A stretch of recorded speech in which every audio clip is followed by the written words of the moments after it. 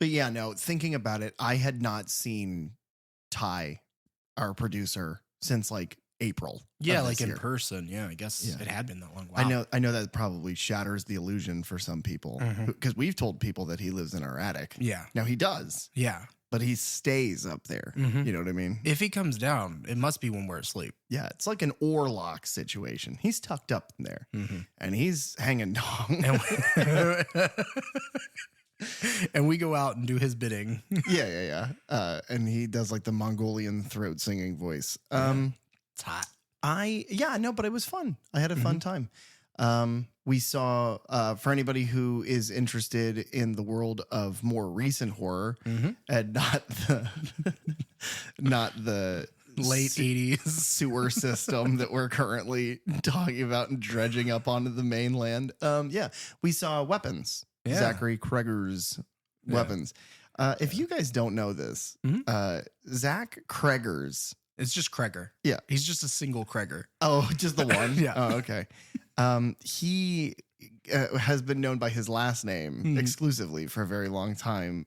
He was one of the members of the Whitest Kids You Know, the comedy troupe. Yeah. We saw them live once at the Improv. The Tampa Improv. Yes. You have to specify because I'm sure there's tons of improvs. No, the Gotham Improv. But we saw them live, but Kreger was not there. No. But the late, great Trevor Moore was. Trevor Moore died. The date of his passing was the date that Zach's new movie, Weapons, came out. Yeah, August 7th. Yeah. But we went and saw it, and we met up with Ty and a few other friends. And we sat down and we watched it. Now, you sat with some friends in the row in front of Dylan, Carly, Ty, and I. And you had a much different experience than I did. Yeah. I mean, we saw it in IMAX. We saw it in a packed theater, so that's always nice. Yeah. And I mean, people were locked in. This is one of those movies like nobody knew exactly what they were getting into going in, which I love about Zach's movies that he's made so far. Yeah. Is that there's no way that you could piece together or come up with what was going to happen in either of these movies. If you are not aware, the movie he released prior to this, like his directorial debut, was Barbarian, which in 2022 is also wild. Yeah. But this one, you're sitting there and you're engaged and you're enjoying the movie. To my left, Carly is the loudest scream in the theater every time something happens. Because she doesn't scream in your typical like shrill sort of scream. She just kind of shouts in alarm. So she would do that next to me. So then I would jump because the movie's whatever. I'm locked in at this point to the genre. Nothing gets to me anymore, but that scares me. And then to my right, I just hear like heavier and heavier breathing. And eventually I hear a soft snoring and I look over and I did not know he had already seen this movie. Yeah, neither did I. He failed to let me know that whenever we booked tickets. Right. But I look over and Ty is dead asleep. He is eyes closed. The collar of his shirt is tucked up over his mouth and he is dead asleep. And I was just like, do I wake him up? And I was like, no, just let the man sleep. Yeah. You know, he deserves it. He's been working hard for us. Yeah. He sleeps in an attic. Lord knows that the IMAX theater chairs are infinitely comfortable because we did not give him any furniture. No. Also, but I guess he drove himself. You guys could have carpooled. we could have, but that would mean letting Carly know that he lives here. Oh, right. She does not know. What did you think? Did you enjoy it? I really did. Good. I don't know if I like it better than Barbarian. I definitely don't like it better than Barbarian. I enjoyed it a huge deal. I definitely want to see it again. It is a much grander film than Barbarian. Yes. And that is what he was going for from the little bits of interviews that I have seen. It's grander in scope, but it's also like there's a lot more locations. The actual process of filming this movie must have been, well, I don't know. Maybe that's not necessarily true. Barbarian's got like a subterranean lair and like a lot of... if that, I mean, but the cast on that one is so small compared to this one. Oh yeah, fair enough. When I left the theater, I really didn't like what I had seen. I don't know what I expected, But my problem wasn't with the narrative, and my problem wasn't with the performances, any of the things that make a movie a movie. It was the spaces in between them. You tend to like the long hold on something for a very long time that ends up kind of being like a rug pull of, oh no, there was nothing. And then only later on, because you kind of get comfortable in those silences and eventually you are then actually shocked and you enjoy that. I enjoy that too, but much more limited. Yeah. I'm fine with a couple. The movie did that for the majority of the movie. That's what it was. It was just suspense and just atmosphere. And I really wanted it to do more. But as I walked outside and started, we all sat around. We do this every time we go to the theater. We just sit for like 2 fucking hours. Yeah. We're millennials. We stand in parking lots. And we use our phones to actually call people. But as we were sitting and we were talking, I think I talked myself out of the initial dislike. I talked myself into like, I'd give it like 3 stars. I enjoyed it. I think I enjoyed the experience. Seeing everybody and seeing it with them was fun. But like I said, I much prefer Barbarian. What I really prefer is The Whitest Kids You Know's magnum opus. Well, yeah, that's perfect. It's groundbreaking. It's art.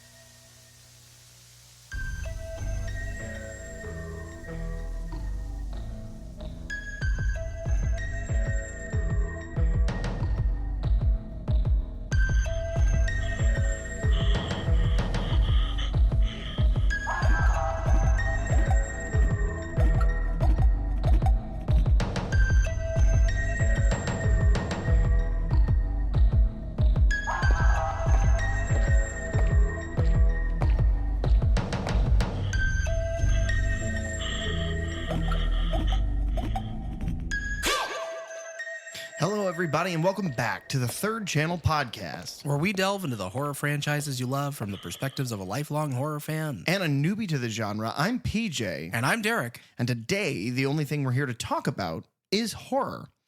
Today, we are not talking about weapons, unfortunately, which we are hot off the trail of something that is, painstakingly written and really like a lot of thought went into every shot and the way the kind of narrative is handled, how much is given away and in what order, something really heady. No, we're talking about something that took almost 0 brain cells to create, something that could have been slapped together through a series of paper dolls stuck into a comic book line. We are talking about Friday the 13th, Chapter 7, The New Blood. Do you like Kane Hodder? I love him. He's great. Me too. I think that, as funny as it is, and we've talked about this on the show before, but even though he is somebody who played Jason much later on in the Friday the 13th, and then isn't the last person to have played Jason. Right. He's kind of, synonymous with the character. And I think a lot of that is due to the design of the character and his performance in this movie. Yeah. Yeah, he because we talked about it, with the last film, Jason Lives is CJ Graham, I believe was the actor's name. He did a good job. Like, yeah, it was just there, and then Kane does whatever the thing is that he does to take it to that next level and make it the Jason that it should be. It's the way he holds his body. It's the way that he walks. It's the breathing. The way he kind of holds the head of that character it's like mindless but confident is like a weird kind of nuanced way to describe it. But with that, I think that's pretty much this film review done. Yeah. Yeah. Kane did a really good job. He did a good job. Derek, do you recommend Kane Hodder? I recommend Kane Hodder for sure. I too. Yeah, I remembered liking this one a lot more than I ended up liking it with the rewatches. What's funny is I don't love this one, right? But I came around to it just a little more with these rewatches than I had in the past. I remember liking this one quite a bit, and then looking at my Letterboxd score, I had given it a decent, not like Walker though. Walker Watch, baby, 5 stars for this one. This is a perfect film for him. Well, maybe he loves Kane Hodder. But I don't think that has anything to do with it. I think he just likes telekinesis, which we will dig all of that up here in just a second. Well, and I think the reason that this is really dumb, but I think that the reason that I like this one a little more this time, and the reason that I've had an issue with it for so long, is kind of dealing with that. Is that this one kind of boils down to Jason Voorhees versus Carrie. Yeah. And so it's like a girl with psychic powers. And I've always like brushed up against that and been like, I don't like that at all. That's dumb. Yeah. Because for some reason, the first, few times that I've watched it, it's always in my head been like, well, no, that doesn't make any sense for this franchise or this universe. But then like, I'm perfectly fine with Jason having been brought back to life via a lightning strike. Yeah. But it's like putting another supernatural just girl in here with powers. I'm like, well, that doesn't make any sense. That's why that part of the movie never rubbed me wrong. Because you've got a world in which this man beast defies death over and over and over, eventually dies, has his head literally split in two, then is resurrected without his head flapping around from a lightning bolt. There's just a bunch of silly stuff in it that breaks the suspension of disbelief. Yeah. So just continuing to up the ante, it's like, well, where else were they going to go? You know? I think the first time I saw this movie, as we watched through all of these, 6 was, and what's funny is that last week I said something similar because Nightmare 3 is incredible. And so my hopes were at an all-time high. And where 4 kind of disappointed me, I don't remember feeling disappointed with this one. I think I was just swept away I'm disappointed by the lack of visibility with the actual horror element. And we'll get into why, and the ratings board and everything. Yeah. The kind of the thing that is unfortunately infamous about this movie. But outside of that, I think it was fun. I think that there are things about it. I think the only problems that I have with the movie in these rewatches are the obvious problems. They don't show any gore. It's basically a goreless horror movie. Yeah. But then it's also like a lot of the performance choices are like, it very much feels like the extra who tries to get a line in. It's like everybody's got 2 or 3 lines and they're all delivered just so dumb. Yeah. My biggest problem with these rewatches, because I do like it more. I like Tina. I like her love interest, Nick. And then I like her mother fine, but it's like the rest of the characters. There are so many of them. And I think it's just to add to the body count because they have their little moments, like you said, and they have their little annoying, like pop in, do the thing over and over again. But then some of them are like, they just get lost in the fray of just like, wait, who is that person? What are they doing? Right. Oh, they literally just exist to die in this scene. I think that 6 handles that very well in that, well, we have the body count because 6 has a plenty high body count. 6 fucked all the time. It fucked, left, it fucked right, them right down. Anyway, they've got a lot of kills, but the only people that we ever really spend any time with are Tommy, his like love interest, the sheriff's daughter, the sheriff, and they're like 4 friends. Yeah. Everybody else is basically a vignette. It's they come, they go. We didn't learn anything about them. 2 people in the Volkswagen die. Midnight picnickers die. The funny old kooky grave robber has like 3 lines than he did. And they handle that really well. This one, unfortunately, goes back to like the part formula. Do you like that? I did. I caught what you did. Where it's like, well, no, all we needed was the family. Yeah. And then add a party next door and show Jason rip through the party, but you don't need to introduce any of these people. Yeah. There's no reason to. So yeah, I think it suffers from that. This movie's pacing is all over the place. Yeah. To me, this was one, and I had a similar issue with Nightmare 4 of it went way too fast for me to take notes as I'm watching. I kept having to pause and actually go like, okay, hold on. Because like 4 things just happened before I could write the first one. It goes way too fast. And then you've got like Dr. Cruz is running through the woods. And then, he sees Tina, and then Tina, they have like a minute-long conversation, and then she runs away, and he chases after her, and then it's just him running through the woods again. And it's like a lot of people running through woods in this one. Well, you guys could have kind of padded out your characters a bit more if you hadn't done that. Also, that guy is kind of like our emotional antagonist. Man, that actor is bad. Yeah. Oh, he's, you know what? I'm going to give an MVP of the movie. I think the best performance in the movie is obviously the lead. But then the worst one is that doctor. Yeah. Whose name I said, and I no longer remember. Dr. Cruz? Is it? Yeah. You looked at me like, oh, is that it? Yeah. Because you don't remember either. No, but you took notes in all of their performances, like their filmographies. So I don't feel as bad. I never feel bad. Something that we want to say is that this episode is in kind of this weird nebulous where we have talked to you guys a bunch about Best of the Bay.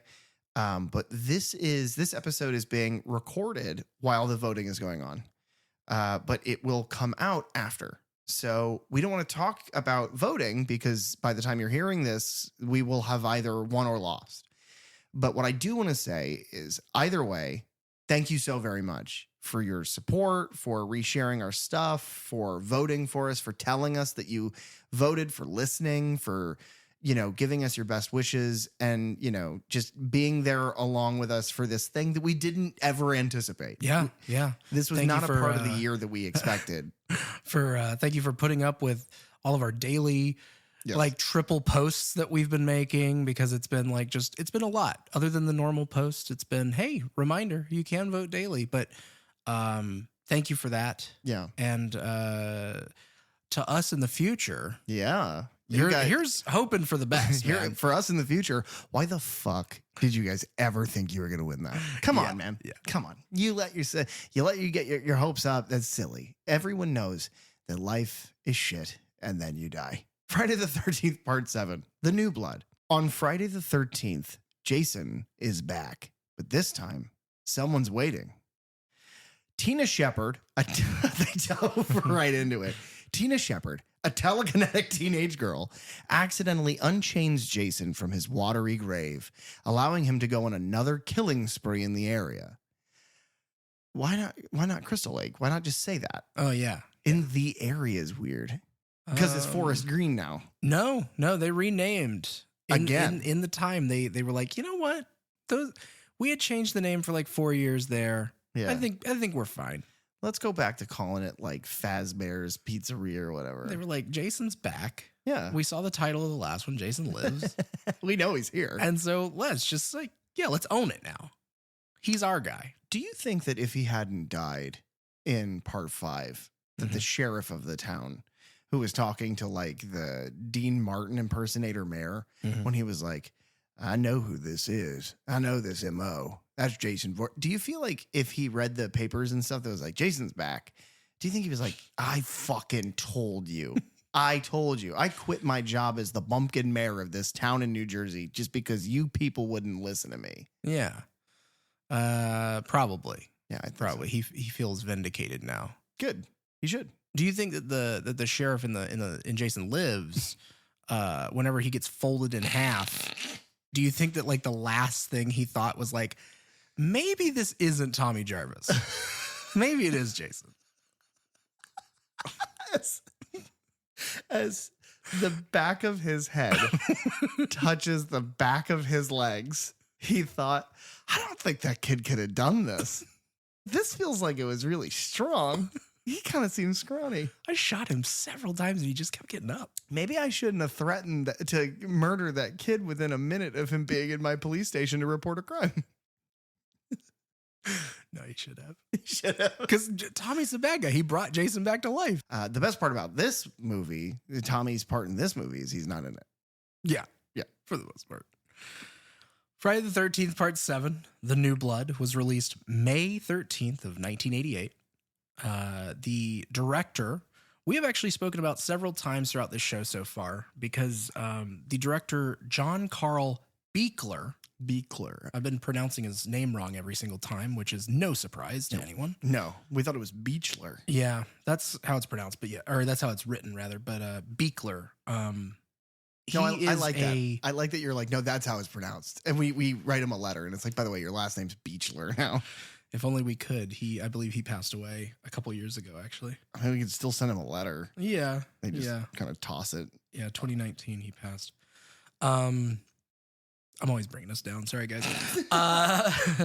But he is a special effects artist, which is why it's deeply saddening what they cut everything out of this movie. Yeah. It was written by Daryl Haney and Manuel Fidello and produced by Ian Patterson. The cinematographer is Paul Elliott, who had shot the Robert Englund directed 976 Evil, the 1988 supernatural horror film. He also shot Far From Home, which was a 89 thriller that starred Drew Barrymore. He did the cinematography for My Girl and My Girl 2, which starred Macaulay Culkin and Jamie Lee Curtis. Who, certainly not in 2. No. Jamie Lee Curtis is in 2. Okay, because, there's no way Macaulay Culkin's in 2. Yeah, unless he's a corpse. I've never seen those movies. I doubt it. And then he also shot Deadly Impact, which was a 2010 crime thriller that is directed by Robert Kurtzman, who is part of the K&B EFX group, who worked on like Evil Dead 2 and all that good stuff. It was edited by Maureen O'Connell, who had done Rockula, which was a 1990 horror comedy. Then they were the assistant editor on Battlestar Galactica, the 78 film, Buck Rogers in the 25th Century, the 79 film, and was co-editor on The Hidden, which was an 87 horror film directed by Jack Shoulder. There's a couple other editors on this one. Martin J. Sadoff, who the only other things that they had done were Pink Narcissus, which is a 71 fantasy drama, and Graduation Day, which was a slasher from 1981. And then Barry Zetlin, who did a sci-fi horror film called Breeders, a fantasy horror film called Necropolis, a fantasy adventure called Robot Holocaust, a sci-fi action film called Mutant Hunt, Cellar Dweller, Ghoulies 2, Sorority Babes, and the Slimeball Bolorama. Some of these I've mentioned before. And all of these films were produced by Charles Band, who is the guy who did the Puppet Master franchise. Okay, yeah. I think you have mentioned them before because I think when I heard them all, I said that those all sound like fake movies that you would put into a horror movie. Mm-hmm. Like, oh, do you want to go see whatever that Beach Babes, whatever it was? You want to go, you want to go see that at the drive-in, but at the drive-in, they're attacked by spooky zombies. That's good. They should make a movie about that. They have so many. I know they did. The budget for this film was $2.8 million, just shy of the $3 million that the last movie was. Yeah. And it brought in just shy of what the last one did as well. 19.2 under 19.5. And this is the last time I guess I'll get to share this, is 1988 marked the first year where all three of the top horror franchises, Halloween, Friday the 13th, and Nightmare on Elm Street, all had a film released in the same year. No, we'll go over Halloween 4 Return of Michael Myers again. Oh, right. In 6 years. Yeah. When we've run out of these, we'll just start talking about the big ones again. Director John Carl Buechler had directed Troll, the 1986 dark fantasy, Cellar Dweller, which I mentioned a moment ago. That was written by Don Mancini. He also directed Ghoulies 3, Ghoulies Go to College, Watchers Reborn, which was a 98 horror film starring Lisa Wilcox, who played Alice in The Dream Master and The Dream Child. And then he had done the special effects makeup for Deathstalker, the sword and sorcery movie. And then he also worked on Reanimator and From Beyond, which are like Lovecraft horror comedies directed by Brian Yuzna. I did not know he worked on Reanimator. That's cool. Yeah. I did not know that. He did effects for Ghoulies 1 and 2, Nightmare on Elm Street 4, Halloween 4, Freddy's Dead, Halloween 6, and Hatchet. He also has a cameo in the first two Hatchet films, I believe, as Jack Cracker. Do you know what's funny? We were watching the behind the scenes and he's talking. I don't know if you guys know this about me. I'm gonna let you guys know something about me. Hatchet is probably my favorite horror franchise of them all. It is amazing. And it's got, it's Kane Hodder. It's all these wonderful things. But I'm watching him talk in these behind the scenes. Like, it's the thing of like, do I recognize him? He's also just kind of like a large-faced white. Do you know what I mean? And he's got like the big beard, and it's like he looks like people I've known before, and I just chalked it up to that. Yeah. But finding out that he's in Hatchet, this is my favorite Friday movie now. Writer Daryl Haney had worked on Crime Zone, the 88 dystopian sci-fi film, Lords of the Deep, Mask of the Red Death from 89, Crackdown from 91, Dance with Death from 92, Crisis in the Kremlin, also from 92. That's an action film. All of those were produced by Roger Corman. I think everything was produced by Roger Corman. It should have been. Is he a junior? I don't believe so. Damn, because that would have meant that Roger Corman was produced by Roger Corman. That's a really good joke. Thank you.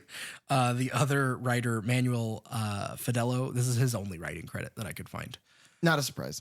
So it's funny because the story of this isn't terrible. Right. It's not great. It's really like it feels lazy, but like it's not terrible. No, I wish it was fleshed out in different ways. Yeah. But yeah, it is what it is. Producer Ian Patterson. He also produced 13 episodes of the Friday the 13th, the series. He was a producer on Ghoulies 3. Are You Afraid of the Dark? The Nickelodeon show, produced 26 episodes of that.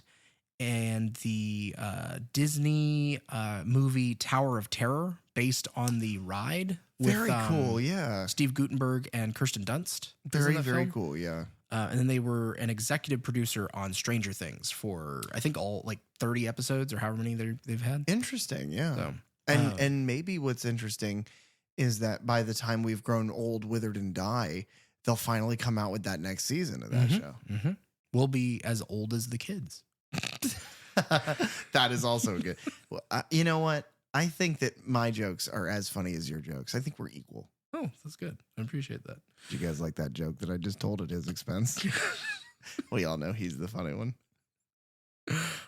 Music in this film is kind of handled by Harry Manfredini because they use his score, but then it's also handled by Fred Mullen. I believe he actually does the majority, like the other half of the cues, which is why I really don't like the music in this one at all. Who the fuck said that guy could do anything with the music in these movies? Get the fuck out. This is Manfredini's house. I know. But he had also done the music on Fast Company, which is directed by David Cronenberg and starred John Saxon.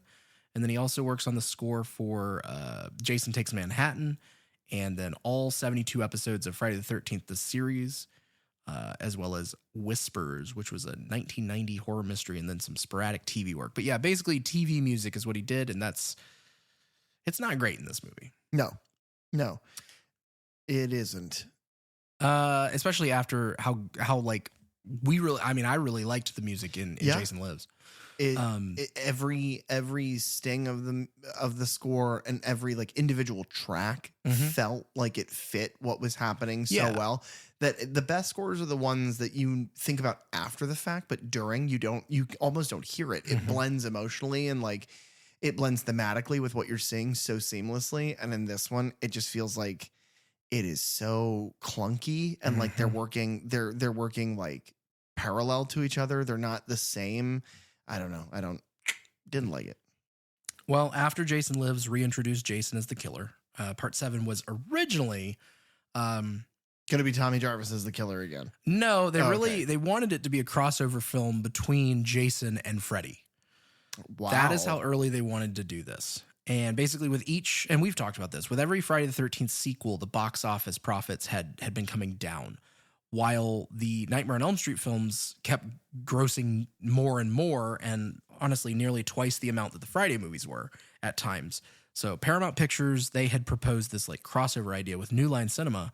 Paramount was going to control the domestic distribution. New Line would control international distribution. And then they couldn't come up with a agreement that they both, enjoyed. And so they scrapped that idea.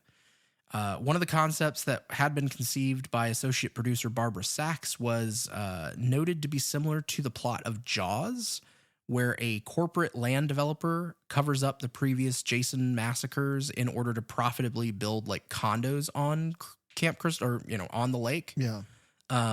Executive producer Frank Mancuso Jr. didn't like that idea at all. And so screenwriter Daryl Haney had stated, well, there's always, that teenage girl who's left at the end of these movies, that Jason takes care of by himself. But like, what if she had telekinetic powers? And then the associate producer Barbara Sachs considered the like Jason versus Carrie concept interesting, but then she also wanted the installment to be more respectable than the previous entries in the series, and stated, and I'm going to quote her because this is ridiculous. Okay. She wanted it to be unlike any other Friday the 13th movie. She wanted it to win an Academy Award. What the fuck? Do you think they achieved that? Did she get her wish? No. Oh. I don't think so. I'm sorry, Miss Sachs. Do they have Academy Awards for the worst things? Yeah, those are called the Razzies. Oh, no, I don't even think that's... They were like, the winner of the... Well, no, we can't give this thing a trophy. Even if it's a trophy for a bad thing, can't give you a trophy. So Friday the 13th Part 6 had come out in August of 1986, and Paramount spent the early part of 87 negotiating with New Line.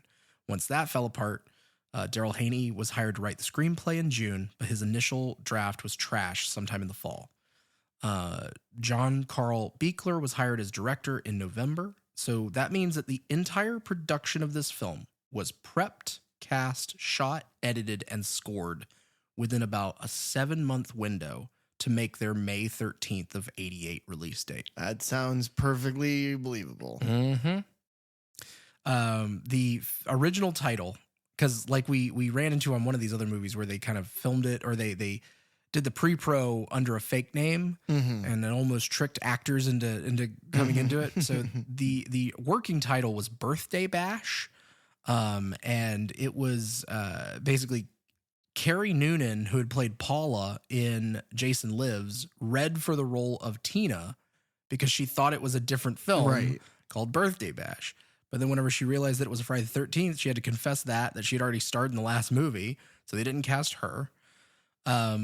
With the first 3 films in the series, each featured like a new protagonist, and then the next 3 we centered on Tommy Jarvis, like we've talked about.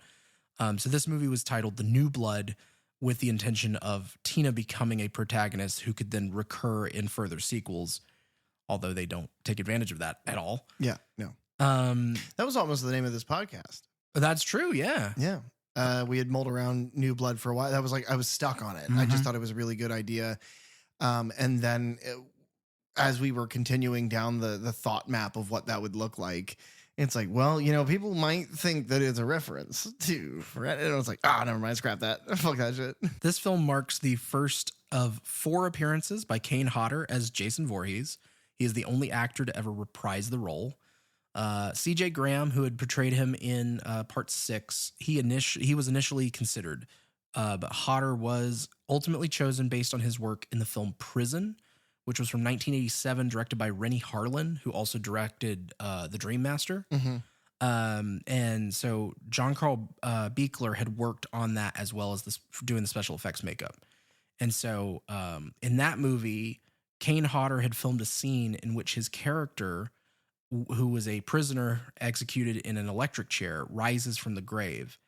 And Hodder had suggested to Buechler that he should have maggots coming out of his mouth to show the effect of like the decomposition. And so whenever they went to film that sequence, he actually had live maggots spilling out of his mouth. And so Buechler remembered that, his commitment to the part, and so he chose him to play Jason in this over Graham. That's so yucky. Yeah. I don't like that at all. Kane Hodder would go on to make cinematic history for the longest uninterrupted on-screen controlled burn in Hollywood history. It's in this film. It's the scene toward the end where Tina causes a furnace to, shoot flames and catch Jason on fire. But he was set on fire with an apparatus rigged so that the ignition could actually be captured on film instead of being edited in as a trick photography afterwards or anything. But he was on fire for a full 40 seconds, which was a record at the time. And I mean, we get to see pretty much that whole, they cut around a little bit. I'm sure they just had a bunch of cameras rolling on him at that, but it's a pretty impressive stunt. Was the previous record holder from the original Nightmare on Elm Street with Big Fat Basement Freddy? It very well could have been. Because that's a long time. Yes. It also, and they both take place in basements. I think Freddy was just allergic to fire because he swells up so bad. Yeah, that's probably it. Yeah. Jason's mask in this movie was cast from the same mold as the original mask from part 3, but it had been modified slightly. In addition to the damage seen on the mask, like the axe cut and then the propeller damage from the previous movie, part 6, the edges of the mask had been like trimmed down to make it a bit smaller, just to show more of the actor's head underneath. Okay. It does make him look bigger. Yeah. Yeah. And it's not, I mean, we get to, oh my God. I mean, we're going to get there in a couple weeks with fucking Jason Goes to Hell. Oh, yeah. Where it's like, he is so goddamn swollen. Yeah. Yeah. And finally, director John Carl Buechler has, I mean, pretty publicly fumed many times over the years about the number of edits required by the MPAA to avoid the X rating. This film had to be submitted at least 9 times before it was granted an R. And it's pretty much the most heavily censored of all the Friday the 13th movies. Which is wild to me. Yeah. It's wild. We watched the behind the scenes footage and it's bad. It is super low quality. It's because all the original film elements have been destroyed. Yeah. But what they have on certain DVDs and Blu-ray releases, they've found like an old VHS copy of those masters, like test footage. Yeah. Yeah. And it is scratchy and oh, it's almost impossible to watch, but the things that you see that he was planning on doing are amazing. Yep. And honestly, I truly believe that if he were given his way and the ratings board hadn't just absolutely, because they took so much out. It's like 15 minutes of a segment that we watched. Right. And they took so much out of it, specifically the effects work. I think if that effects work had managed to stay in, this one would be way higher on my list. Who's gonna shit? Everybody, this is Tina. She's next door. Hi. Hi. Ow! Oh, shit! Where'd that come from? What was that? Nick, help me. Tina! Why are these people such slobs? Trouble. What? There's a guy I'd like to give a surprise party for. Hi, I'm Melissa. I'm Tina from next door. I know. Maddie, whose friend is that scuzzball dopehead? Only the birthday boy's best friend. Melissa, those are so pretty. They're absolutely gorgeous. What a stupid place to put a lamp. For real? They're real. On my last birthday, my daddy goes, Melissa, you're the perfect daughter. And he gives me these and says, to the best little girl in the whole world. Disgusting. Look, it's all over me.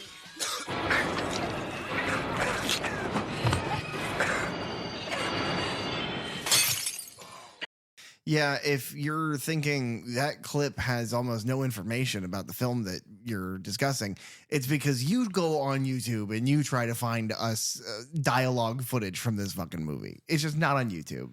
Yeah, it's all the kill scenes. Which is fine, but those make terrible clips. Yeah. That's why it's typically expository dialogue, because we're trying to give you something that you can latch onto if you haven't seen the movie before or if you want to be reminded. Mm-hmm. But yeah, she meets people at a party. Don't hold us to your standards. We're not perfect. Neither is this film. Yeah. Speaking of. So like we kind of joked about before, this one we're back to basics. We're back, here. baby. We start with a clip show from the previous films. We have clips from part 2, the final chapter, Jason Lives.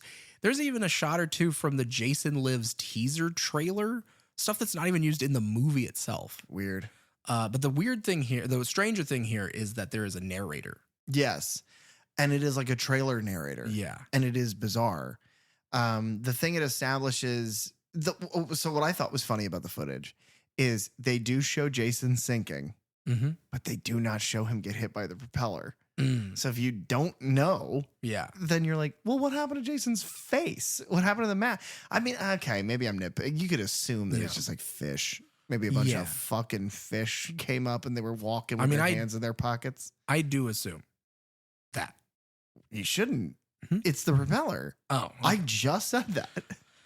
The disembodied narrator voice, because it's not a character. No, it's not. But it is a voice that we do know. Oh my! And you may not have picked up on this because he doesn't sound the same. But the narrator is Walt Gorney, the veteran actor who played Crazy Ralph in Friday the 13th and Friday the 13th Part 2. Are you fucking serious? He returns as the voice of the narrator during the opening credits or the opening, of this movie, and this is technically his final role. Oh no! Yeah, is he okay? No, that's what that means. Is he sick? He's gone, buddy. He's dead. And then you hear you hear in the background my keys jingle. You hear my car start and I peel out, but then you immediately hear it explode. I rigged it an ignition bomb in my own car in case I ever find out he died. That's so sad. Yeah. Does he say the words death curse in this opening? He more or less, yeah. He says amazing. It. He just doesn't do that because he the whole narration is like that Jason is the legend of Crystal Lake. And people forget that he's down there waiting. Yeah, but he's like, but there's a death curse on the. He says that. Yeah. If only he had done it that one line, and everyone forgets Jason's buried down there, but Crystal Lake has a death curse. Oh shit, Ralph. And I didn't think I was ever going to be able to do that again. And we'll find a way. Yeah. This starts with reused footage. It does nothing. And then the credit sequence in this film is the most boringest thing. It's just a black screen with white text. And they think they're being clever because they do it in one corner. And then the next one's in a different corner. Yeah. And they just kind of flip-flop corners. But and it's that score is awful. It is. It's like really clearly like synthesizery. It's like all of the things that make a decent movie, like a decent movie score, they're all synthesized. None of it's real. We are back down showing Jason's body submerged under the lake, being held by the chain around his neck. So they kept that going. Good. And then it is Friday the 13th, October 13th. A child sits alone in a house, listening to her parents fight. The fight turns physical. Her father, physically abusive to her mother. She runs out onto a dock. Now, she's really young in this. Yeah, she's like 10 years old. And then by the time we catch up with her, she's going to be like... She's 17. Okay.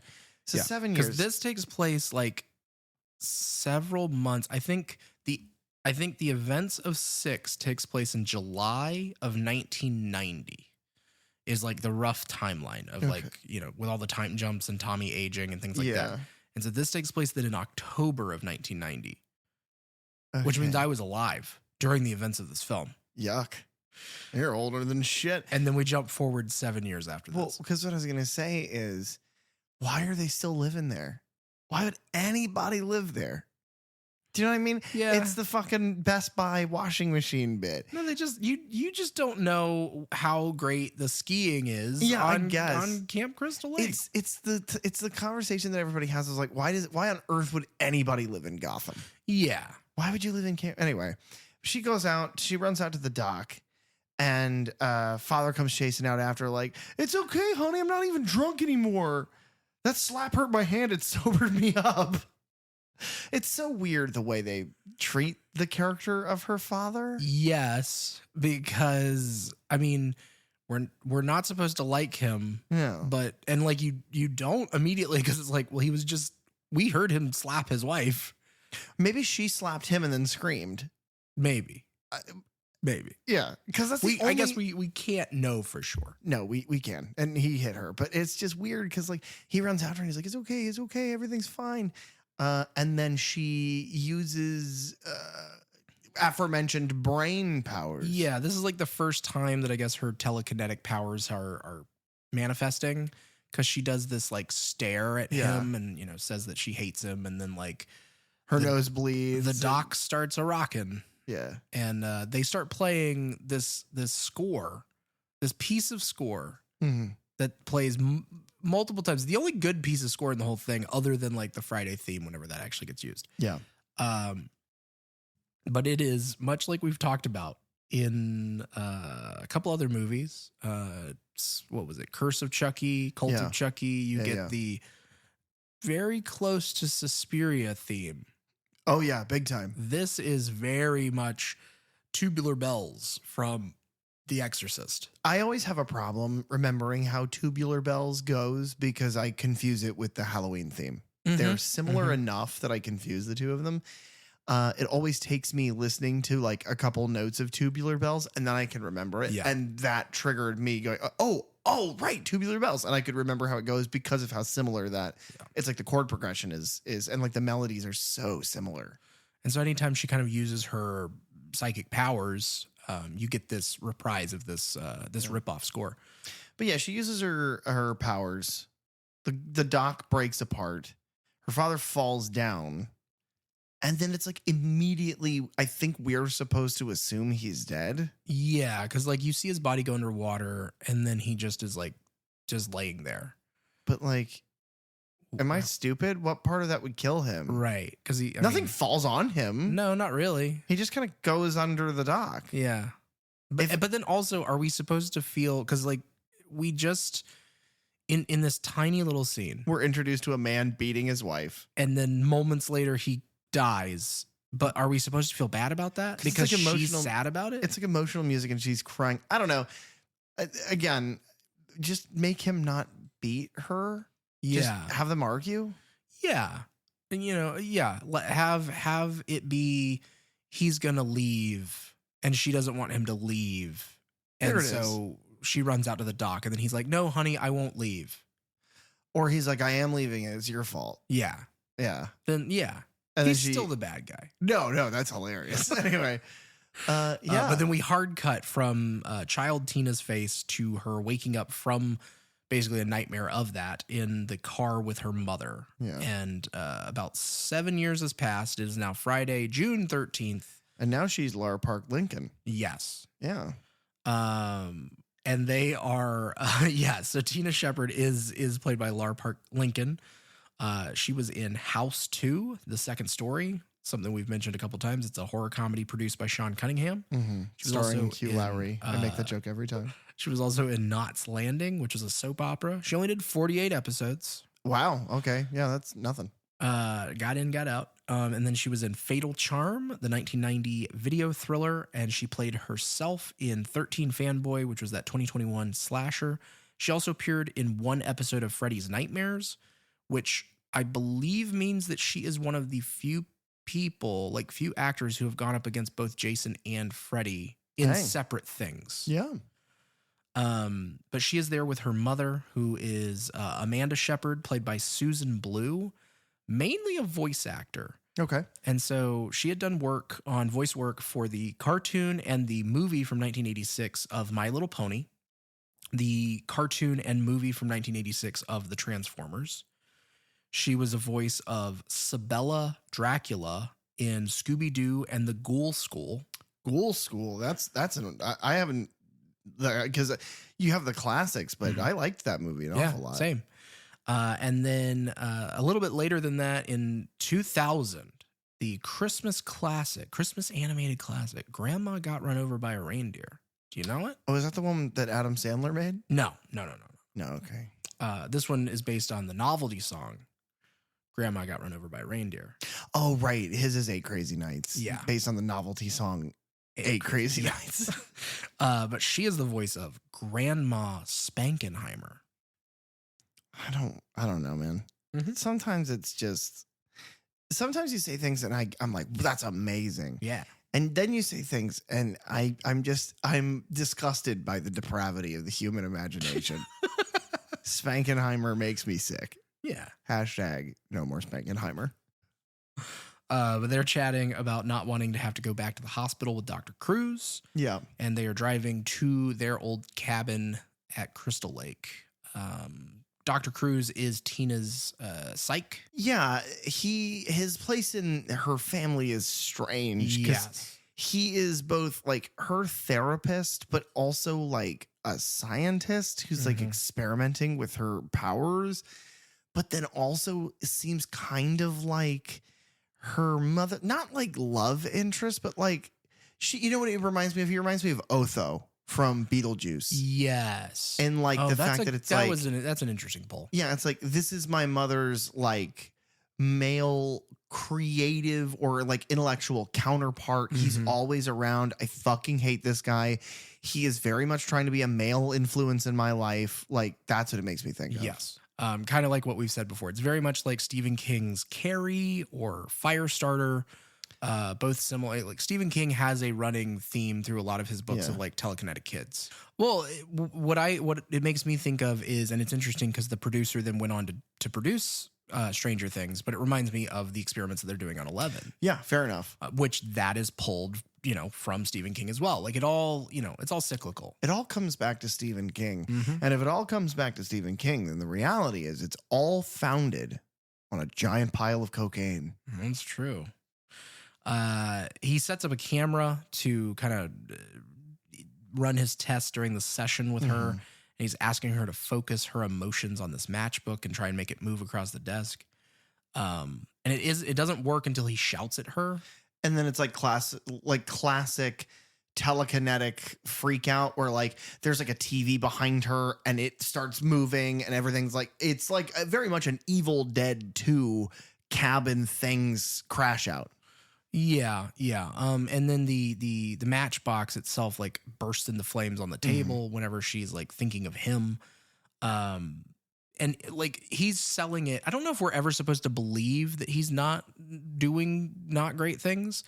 It's like he's telling her that he's like trying to help her get over the guilt of like killing her father after all these years. But like, yeah, it is my experience with dialogue like that when a character who is actively trying to help your protagonist explains exactly how and in what ways he is trying to help them over a trauma, or that character is helping your protagonist get over trauma, but hammers home what that trauma is, usually not actually trying to help. Yeah. Dr. Cruz is played by Terry Kaiser. He was in a 1981 sci-fi thriller called Looker, which was written and directed by Michael Crichton. He was also in From a Whisper to a Scream, which was a horror anthology from 87. He's in Tammy and the T-Rex. What? Which is a horror comedy from 1994. Oh my God. Michael Crichton. Tammy and the T-Rex. It all comes back to dinosaurs. Tammy and the T-Rex, of course, starring Paul Walker. And seriously? Yeah. How's he doing? Not great. And then he also most famously played Bernie in Weekend at Bernie 1 and 2. Are you serious? He is Bernie. Yeah, that performance is way better. Yeah. It's so much better. That's what they should have done with him in this one too. She should have been like, oh, yeah, my therapist died a couple weeks ago, but the only way they're going to let us in the cabin is if he's with us. So, dude, and then she uses telekinesis to puppet him around. That's a much better movie. And then at one point, Jason, like she tricks Jason because he bursts through a door or a window or both. Take your pick. He bursts through French doors because it's a door window, and he sees him kind of around the house, and so he like chops into him, and then she gets Jason in the ass with the electricity or whatever. That's good. Yeah. Let's write some punch ups for this movie. Weekend at Jason's. That's good. Yeah. It works on 2 levels too because Jason is also dead. Yeah. She runs out to the dock, and we are back to, I think, the first movie pet peeve that I ever talked about. Yeah. Which is we do a flashback to events that happened literally less than 10 minutes ago. Yeah. It's infuriating. Yeah. They happen in half the time it's taken for us to talk about all this. Yeah. It's wild. I clocked that too. The second it happened, I was like, why do they need to do? Oh, he hates that. I remember very distinctly him saying he does not care for that. And so she's like kind of, apologizing to, I guess, the memory of her father at the lake and staring out into the water. And then Jason awakens, and the chain around his neck breaks, and he like I mean, immediately just like bursts out of the water. Yeah. And Tina, seeing him, then faints. And we cut ahead to that. But what I like there, and I think we both kind of had that moment, because the first time in the earlier scene, because it takes place so close to the ending of part 6, they show Jason under the water, and he's still got those gloves on. He's still got the belt on. Like, he's tactical Jason. And then whenever they show him now, it's like 7 years has passed. So like his gloves have rotted away. His clothes are just horribly tattered. So yeah, and let's immediately get this over with. The two most noteworthy things about this film in the franchise are Kane Hodder's performance as Jason is revolutionary and makes the character, I think this cements the character as what he, in most people's mind, how he is. Yes. And then the look of Jason in this is probably the most like classically like metal and badass appearance that he'll have. Oh yeah. He is completely rotten to the point where like his clothes are tattered and disgusting, but then behind them you see like the exposed bones. Like he's got like a shin bone that's like sticking out of his rotten skin with a knee. When he turns around, all of the bones, like the very surface of his like shoulders and his spinal column, you can see them all through his rotting skin. It's just cool as fuck. All the bones and tendons in his hands. Yeah, it's just really cool. Yeah. And it is cool as fuck. Jason Voorhees, as we've already kind of talked, is played by Kane Hodder in this film. He's a stunt performer. He had done stunt work in The Hills Have Eyes 2, directed by Wes Craven. He had also done stunt work in House, which was directed by Steve Miner, and then House 2, 3, and 4, which were produced by Sean Cunningham. He did that work in Prison, directed by Rennie Harlan. He also did stunt work and played Leatherface in Texas Chainsaw Massacre 3, stunts in Ghoulies 3, stunts in Nothing But Trouble, the movie directed by Dan Aykroyd. Oh, what the hell? He did stunt work in Hocus Pocus, Addams Family Values, Batman Forever, Seven, the David Fincher film. Hocus Pocus is surprising because that means he and Doug Jones worked together. Yeah, that's a good neat. point. Yeah. He did stunt work in Spawn, in Daredevil 03, the Ben Affleck version. The Devil's Rejects, Frozen, not the animated Disney obviously, film. yeah. But the 2010 horror film directed by Adam Green. Yeah, he plays one of the wolves. And then he was a stunt coordinator for Hatchets 1, 2, and 3. Yeah, that's a long list. And that's the short of it, man. Yeah. He has worked on like 400 different things. Well, you made the point earlier before we sat down. You were kind of walking me through the notes and the discussion points that you had of like, well, we'll just go over some of the stuff he's worked on because we get to talk about him for the next few movies. Yeah. So mainly I covered the stuff that he's done stunt work in, and I figure we'll cover his like roles in a later film. Yeah. Do you consider Victor Crowley a performance or stunt work? I know it's both. Yeah. But which one more to you? I mean, honestly, I think it's a performance. Me too. Because Kane is giving it his all in that movie. And the fact that he gets to play dual roles. Yeah. And he gets to like play emotional as well as like a hulking freak. But he's so good in like the performance of like the flashback performances that he delivers are so powerful. Yes. And then he turns around and he is just this fucking mutant with a power sander. And it's just like, you get the best of all. Oh God, why aren't we talking about those yet? Get you a man who can do both. We're not talking about any more of either this or no, I'm going on strike until we at least talk about Hatchet 3. Okay. That one's jump first. Right to that one. Yeah. You know how we did these kind of like back, forth. It wasn't in like order. We're doing Hatchet 3, Hatchet 1, Victor Crowley, Hatchet 2. Wow. Yeah. In no particular order, just to frustrate, just to piss people off. Mainly me. Our next scene is there's a couple with a car that has broken down. Yes. Jane and Michael, they're supposed to be meeting the rest of the teens that we have heard from in our clip earlier. A cabin. Basically, they're like they're supposed to be going to this cabin because it's like Michael's surprise birthday party. Right. And so they're walking through the woods and Michael goes to take a piss. And then Jason does a lot of like sneaking up on people in this movie. I don't even know that I would quantify this as sneaking. It's less that and more like he is walking through the woods that he has now lived and died in so many times that it's like it's the middle of the night. They're in these trees. I also like the way Crystal Lake looks in this movie. It's something that, you know, and we'll get into later that as we kind of explore the forest and the way the lake looks, but it's like they really focus on a lot of, and I don't know what the name of these trees are or the way that it kind of patterns out into a forest, but it's Slender Man trees. Oh, yeah. Very tall, very thin trees. So they play a lot with like him in the background or like the way he will move around. It's like you see him, then you don't, then you see him, then you don't. And it's like he's just walking. But yeah, no, him tracking behind these people is like the last vestiges of the human hunter that he might have ever at one point been, though jury's out that he was ever human, right? Which I do like about this franchise. I do like that there's so many. I mean, when we get to Goes to Hell, there's an entire book of theory about that movie that we can kind of break into. It'll be the only good part of that discussion. Well, we get to talk about whatever the fucking bounty hunter's name is too. That'll be good. Can't remember it now. Duke Nukem. Duke Nukem. Blow it out your ass. I'm all out of gum.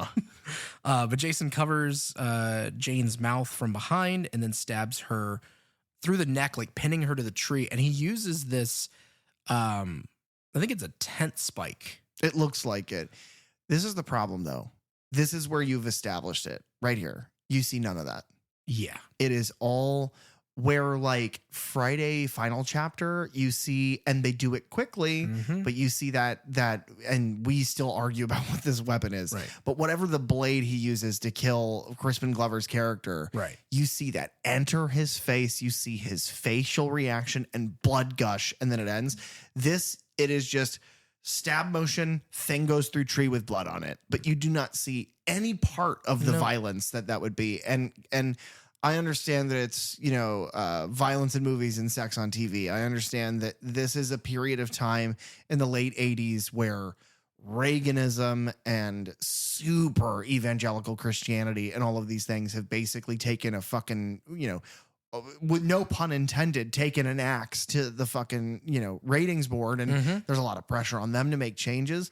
But with all of the things that we have already seen in this franchise, right, so much earlier than this, the fact that in part 4 you have Tom Savini's Jason head split open on that machete and like the faces emoting and shit, by the time you get to 7, you can't see a fucking lady get neck stabbed. It feels so disingenuous, and especially because the guy who's making your movie is an effects artist.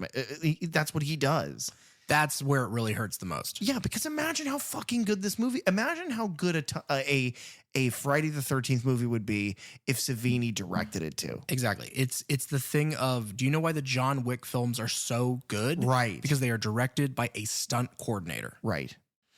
Like, man. Anyway, because it's just, and you know, I think this is an appropriate time to take these seconds to complain about this stuff, to really flesh it out, because it's better now than throughout the entire review. But it's like, it's what I said already. You got Kane. Kane's physicality is perfect. No notes. I have nothing to say about his performance at all. I have nothing to say about the design of Jason at all. No, you have amazing. You have the suspension of disbelief of like, well, how does bones even still work? Yeah. Like you can see all of his bones, which means that they're not connected to the right amount of ligaments to control them and move them. But also he's dead and he was in a lake for 7 years. So who fucking cares? He looks as cool as he has ever looked. He is as hulking and menacing as he has ever been.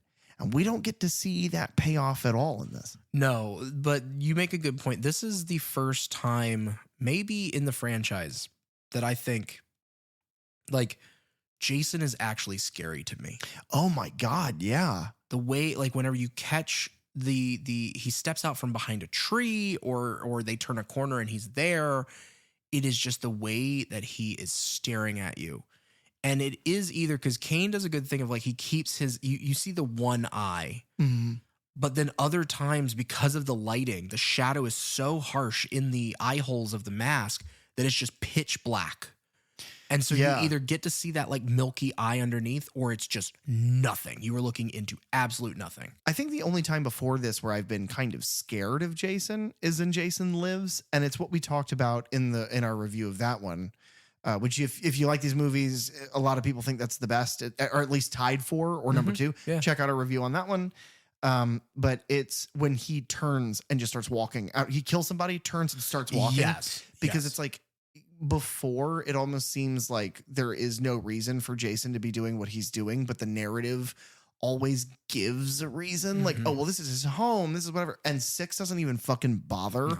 And it's just like, he just goes from person to person and kills everything in sight.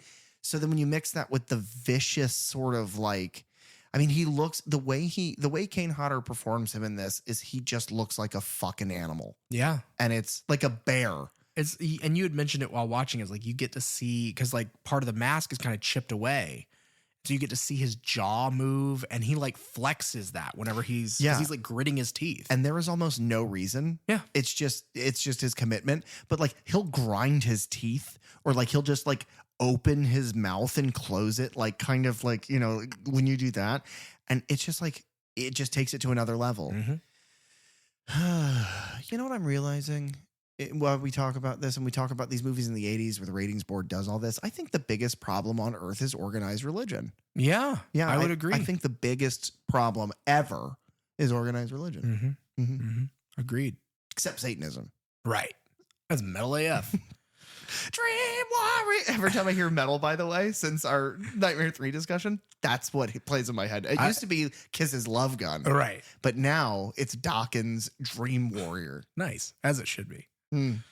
But yeah, Michael, he sees Jane pinned to the tree, goes to run, and Jason then like takes that spike and throws it at him and hits him in the back, killing him. Then we're introduced to our party, which we'll jump around a little bit and introduce the people who are important at the times that they're important. Yeah. You have my favorite horror movie villain. Okay. Like teen, drama movie villain. Yeah. I don't know the actress's name. I know the character. Let's get to her in just a second, because the first one that we kind of meet is Nick. Yeah. Nick Rogers is played by Kevin Blair. He was also in The Hills Have Eyes Part 2.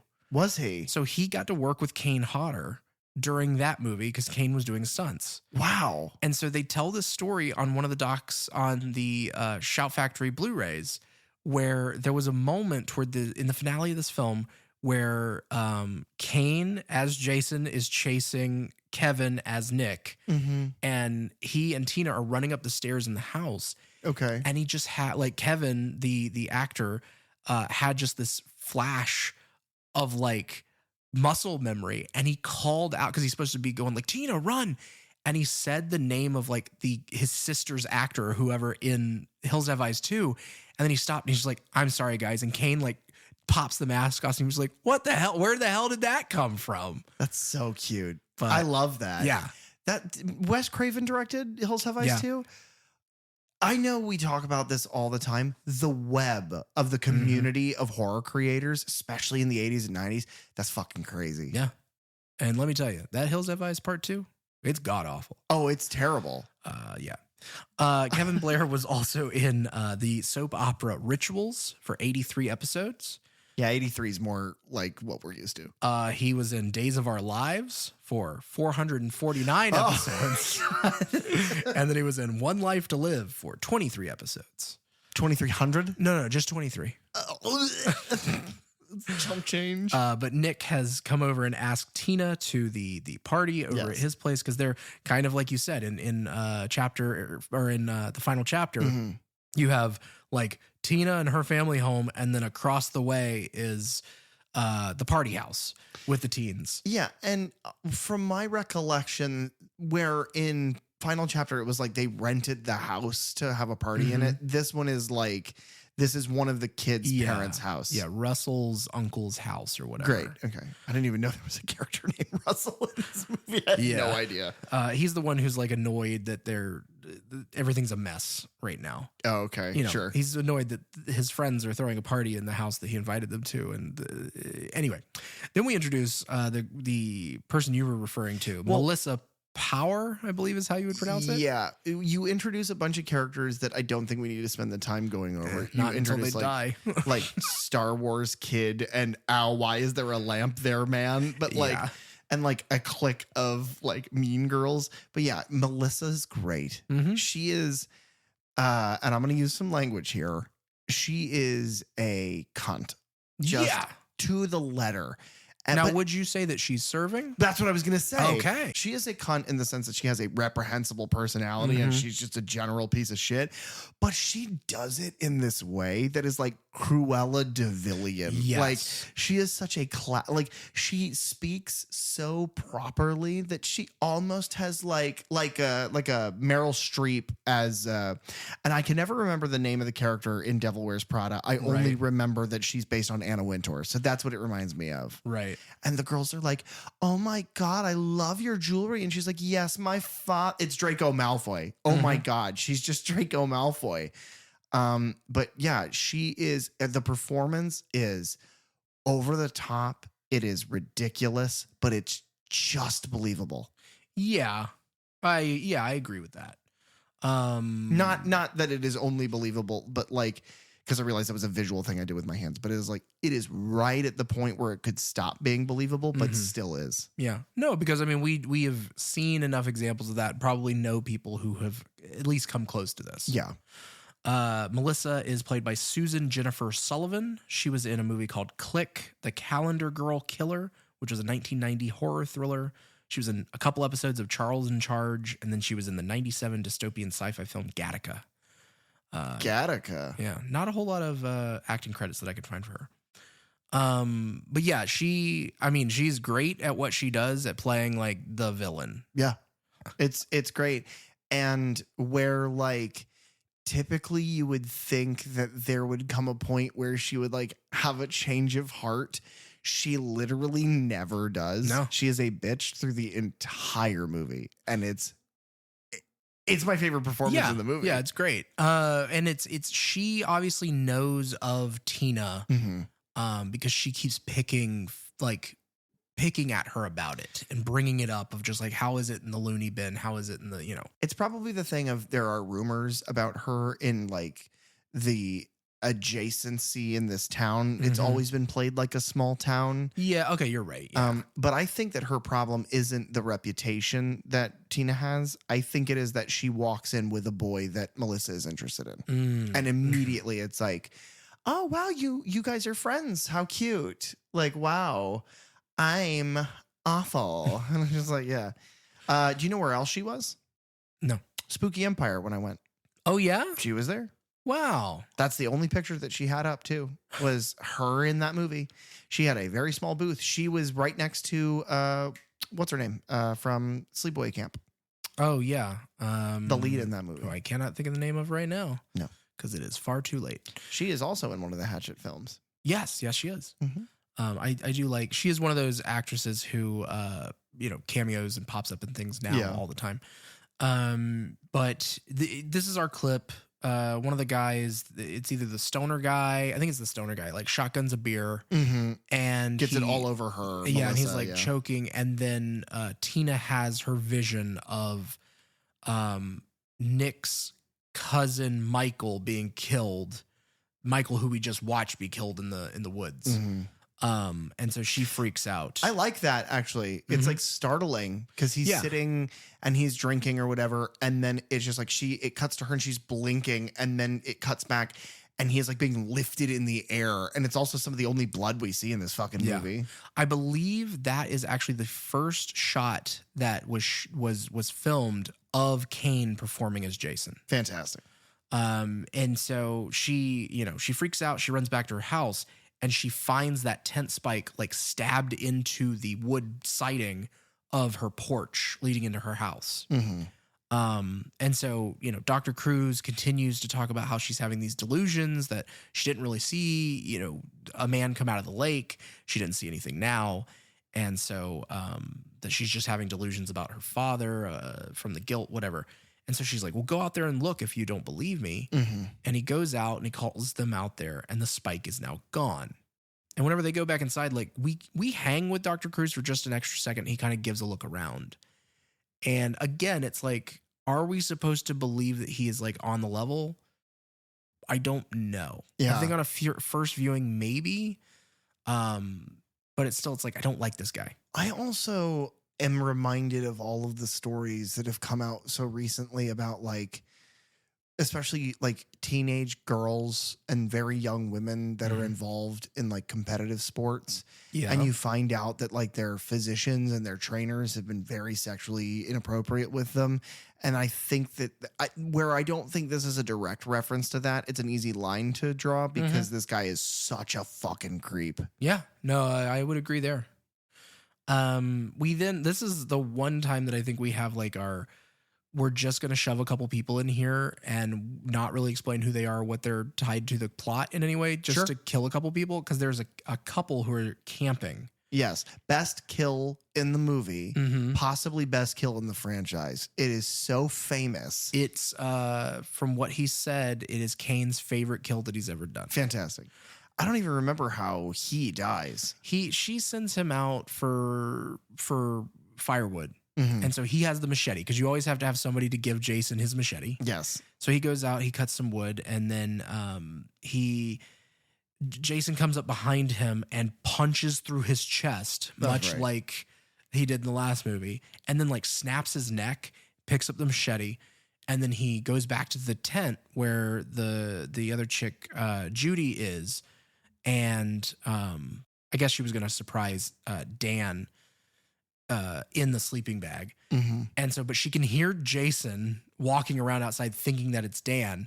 And then Jason just like cuts through, and it's an amazing image. Yeah. It's like one of the most iconic shots in the whole movie to me is him just cutting down the tent, stepping in, grabbing her, and she like freaks out and like slinks down into like turtle her shells. Yeah. Yeah. You know, when you grab like a fast food bag or something, but you don't have time to do the thing where you like fold it into like a little handle. So you just grab it and mash it. Yeah. He does that with her in the sleeping bag and then swings it like a baseball bat into a tree. Yeah. And just, you hear a sickening crunch and she's just in there dead. And he like, because it's bang against the tree, and then he just throws it to the ground. And I think that's what we are talking about when we talk about his physical performance, is because in Jason's past, where they were big, lumbering, and I don't blame the performers before. I think the direction before was he is Frankenstein. Make him lumber, make him slow. He's not methodical. He's also emotionless. Just whack it and drop it. But it's like Kane brought an anger, and it's that like, he smashes it and throws it to the ground because it's like, get this, like, you need to be dead. You needed to have been dead already. And his disdain for life truly is remarkable. You're saying that Jason needs to go to a psych? I'm saying Jason goes to hell. I think that he does. What we would have gotten from this kill, and the reason that there is so much anger in his everything in this moment is that apparently he could not get a good grasp of the slick sleeping bag with the gloves that his hands were in. Yeah. And whenever he's swinging it, there's like some kind of dummy in there to give it a shape, and then blood, because originally he slammed it against that tree like 9 times, and they apparently had like little razor blades embedded in the tree. And so as it hit, it just kept cutting into, and more blood would spray out. That's amazing. And then he was getting frustrated because it kept slipping from his hand. He couldn't get a good grip. And so he's just slamming it and getting angrier and angrier, throwing it against this tree, and then throws it on the ground. And that's all you really get to see. Yeah. But I think that this is so much more effective. It's still effective. It is the Indiana Jones shooting the guy. Yeah. That may not have been what was intended, but him just slamming it the once is just like the colossal strength to kill somebody immediately by swinging them their entire body into a tree is like, yeah, that's terrifying. It's funny. And you know, what Weapons has shown us is that comedy and horror you can dance that line. Yeah. And it's funny for just a second until it's soaked in blood and you realize that she is immediately dead. It's like, ooh, that's not as fun. Yeah. The next day, Tina and Nick have this little moment by the lake, and like Nick has been he is interested in Tina, but Tina is like, I am not interested in, I don't want to do anything because I'm like a broken person. I'm a broken person, and also I don't even go here, you know? Yeah. I'm just here for the summer. But she kind of like shares, you know, her background, what they're doing out there, what has happened to her and her dad. Melissa is like, because you get like the kind of POV shot from behind the trees, like leaning out, and then they look around and she, you know, the camera snaps back behind it. And then it's revealed to be Melissa literally like squatted down, like waddling and peeking around trees to get at them. And she hears some of what they're talking about because she kind of uses it against Tina later. It's just, and that is why I think Draco Malfoy is, because it's like, I have nothing better to do with my time. I am insanely wealthy. I am insanely popular, but I want this guy because somebody else is trying to have him. Yeah. It's just so funny because that's what Draco would do. Draco wanted Harry all for himself. So yeah, the rest of our people here, basically it's like Ben and Kate are barely characters. I don't even know. Like, I don't even have a face. They are the couple who is like kind of arguing about something that's just happened that we don't really understand or get an answer for. Sure. You have Robin, who actually Robin Peterson, she's played by Elizabeth Caton. She was in Silent Madness, which was a slasher from 1984. She was in Silent Night, Deadly Night 2. And she was a Necromancer, which is a supernatural horror film from 1988. She is the redhead. Okay. Also, when you said she's in Silent Night, Deadly Night 2, I'm now putting together that you said she's in Necromancer. Yes. I thought you said she's in Silent Night, Deadly Night 2. She's the Necromancer. I was like, what the fuck are you talking? That's the Garbage Day movie, right? Because like, where is there a Necromancer in that? He was the guy that got shot during the Garbage Day scene. He was number one. Yeah. Then you have Maddie Paulson, who's played by Diana Barrows, who was in 13 episodes of Freddy's Nightmares. And then My Mom's a Werewolf, which was a horror comedy from 1989 starring John Saxon. Well, another John Saxon reference. Wow, that's wild. Anytime I find John Saxon in things. That is like the nerdy girl who is, Maddie and Robin are the ones that are interested in the stoner guy who is David, if I'm not mistaken. Okay, so I'm gonna write this down because I want to remember to do this because Maybe you have it's Eddie. Oh, I'm not even sure. You have your notes, and that's what's helping you do this. I could not do this. No. You are telling me like the characterization of these people, like that's the nerdy one. Still no idea. Yeah. So what I want to do is not next week, because next week we're heading back to Elm Street, but the week after when we get back to the camp, I want to write these characters' names down, and I'm going to ask you by character name only. Okay. And I want you to tell me if you can give me any detail about the character. Okay. That's what we'll try. Please write that down somewhere so we remember to do that. Yeah, I'll write that down right now. Maddie is the shy one. Robin is the redhead. David is the stoner. So yeah, I was right there. And then Eddie is then the like sci-fi writer. Yeah, the one who when she walks in is like, "Do you like Star Wars?" But not. Yeah. Yeah. I mean, all these people, all the only thing that they need is to die. Mm-hmm. And when we were talking in the very beginning about these two franchises was that Friday is a bunch of blatant caricatures to pad out numbers to kill people, and that the characters don't matter, and that in Nightmare the characters matter much more and they're much more grounded. Mm-hmm. We spend a lot more time getting to know them. That has never been truer, because one of my complaints with Dream Master is we spend time really getting to know people and characters and the things that make them tick that we do not need to. Mm-hmm. And in this one, it's like we have spent so much time hearing like small factoids about like 20 fucking people. Like we don't need this many. Way too many people in this movie. Because they're still doing the thing of like the fucking whatever their names are that the sleeping bag kills. Mm-hmm. They don't fit in anywhere else. No. Like, and so you're willing to continue to do that kind of thing. I don't know. Yeah. You could have like halved the amount of teens in this house. Well, what's funny is we could basically just now, if we wanted to, cut all of the middle section of this movie out and just get to how they all die. Yeah. Because no one does anything that matters. Right. Spoiler alert. No one does anything that advances the plot in any. The only person advancing the plot in any way is Jason. Yeah. Because even Tina is just seeing visions and being depressed because remember, her dad died. Right. And yeah, he smacked her mom. You know, probably in the face, if I had to guess. And he's a terrible person, but he died on a dock. Yeah. But it was her fault. It's not your fault. But Melissa then plays a joke on Tina here. She has one of the guys like turn his jacket backwards and is like, oh, isn't this how they wear the jackets in the, the loony bin or whatever she says. And then Tina does that stare again. And Melissa's pearl necklace that she mentioned in the clip, I believe, like tightens and then until it finally breaks. You freak, fuck you. And Tina runs back and she's freaking out with Dr. Cruz, who is then just threatening to take her back to the hospital. This is where she makes the TV float and like throws it at him. Oh, this with is her when mind. that happens. Okay. Yeah.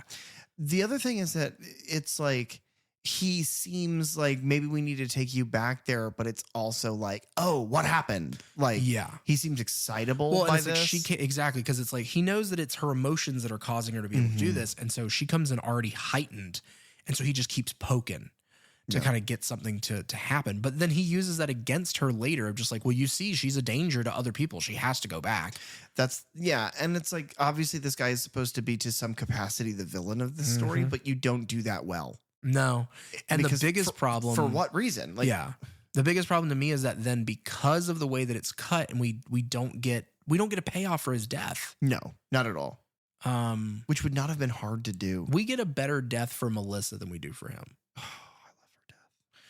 I love her death as much as I love her, which is to say, in relation to this movie, fine. But in any other context, I do not care. Right. We'll jump around because, like you said, we can kind of skim through to the deaths at this point. And this is what's going to start happening with these movies towards the back end is like, who cares? This shit happens. Sandra and Russ is our first couple. Sandra Casey is played by Heidi Kozak. She was in Slumber Party Massacre 2, and she's in Society, which is a body horror directed by Brian Usna. And then Russell Bowen, played by Larry Cox. He was in Heathers, the 1989 dark comedy.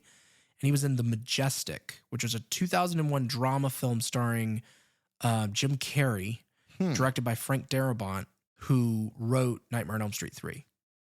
Weird. Yeah. Okay. He also is the one who did he directed Shawshank Redemption, The Green Mile, and The Mist. Yeah. Which is fucking mind blowing. Russell is the guy who hits his uncle's cabin that they're in, but they go skinny dipping. And she strips down immediately. It's very much like the opening of Jaws, where she strips down immediately, jumps in the water. Well, it's shot like Jaws because it's thematically like Jaws, the way that they like where they are, how they handle it. But then the camera work. Yeah. It's because you pointed that out. For those of you who don't know, remember, I'm the newbie. But for those of you who don't know, I just saw Jaws for the first time on its 50th. Probably a month. Yeah. That's one of the best I've ever seen. I get the hype. Yeah. But so he stops and he's undressing to join her. And then Jason chops him in the face with an axe. Great. And she comes out of the water and sees his dead body, freaks out. And then I love it because Jason is just immediately in the water and pops up and grabs her. But we don't see him leave the shore into the water. We don't see him run off into the woods. There's not even enough time really for him to have done that. No, at this point, what they're establishing is he is just good enough he draws his power from the lake, right? It's Superman of the red sun or the yellow sun. The closer you get, the stronger he is. So he jumps. Oh, maybe that's what he does. He does like a Bugs Bunny. He jumps as high as he can, straight up into the air, hooks and goes down in the lake. And you just hear oh, can you do the drip noise? He goes, and then he's just a single drip. And then he murders this lady. Yeah, that's probably what happened. I think so. But yeah, he drags her under and kills her. Yeah. And something I had mentioned is because they shoot her from up, and you almost sea beaver. That's a disgusting thing to say. But the Naked Gun film is out right now, so That's we can. true. Yeah, that's the reference there. But he grabs her by the ankle, and she is yanked down so fast that it's like in the water. It's like, yeah, that's supernaturally strong. Oh, I love this character so much, especially by this point. I love the character of Jason Voorhees. Oh, yeah. I get because, as the newbie, all you know is that I didn't know he was undead. He's a hockey player and he does lawn work. Exactly. No, what I did know about him, and by this point, in my original watch through of all of these movies, I realized, I was completely wrong. This is where you realize you had no idea. Because I just thought he was like a mentally handicapped guy with a hockey mask, like a mutated man with a hockey mask. That's what I thought. To see the way the character ebbs and flows, the tragedy of his character, his almost sort of like power set, it is fascinating to, at this late in life, discover that the shark was, the shark, you barely see it. And that's what the hype of the movie is in Jaws. It's that same feeling of being like, oh yeah, no, Jason is not human, and he's almost never portrayed that way. Yeah. And that's interesting to find out. Yeah. These, I mean, they're again, we don't get to see a whole lot of them, but they're at least interesting deaths. And that is like you said, like a supernatural thing there. This is where we finally get our big reveal of like Dr. Cruz is not a good guy. No, because he is shown to have the tent spike that Tina had seen in the wall of the porch. He has like hidden that away in his desk. The mom comes into his office and is like reading through his files on Tina, and she finds the spike. She watches a tape that shows that like Cruz is like basically emotionally torturing Tina. Starts our Dr. Cruz walking through the woods scenes, because he finds like one of the bodies in the woods, dead. I think he finds the first kill, the woman with the thing in her neck. Yeah. And so whenever he comes back, he catches the mother in his, in his office, and he's like, "What are you doing?" And she, she's like, "What are you doing? Yeah, like, go fuck yourself." Yeah. And this is where he kind of turns it around and just like, well, Tina is a danger to herself and others, and because of what she did to her father and blah, blah, blah. So he's going to have her committed.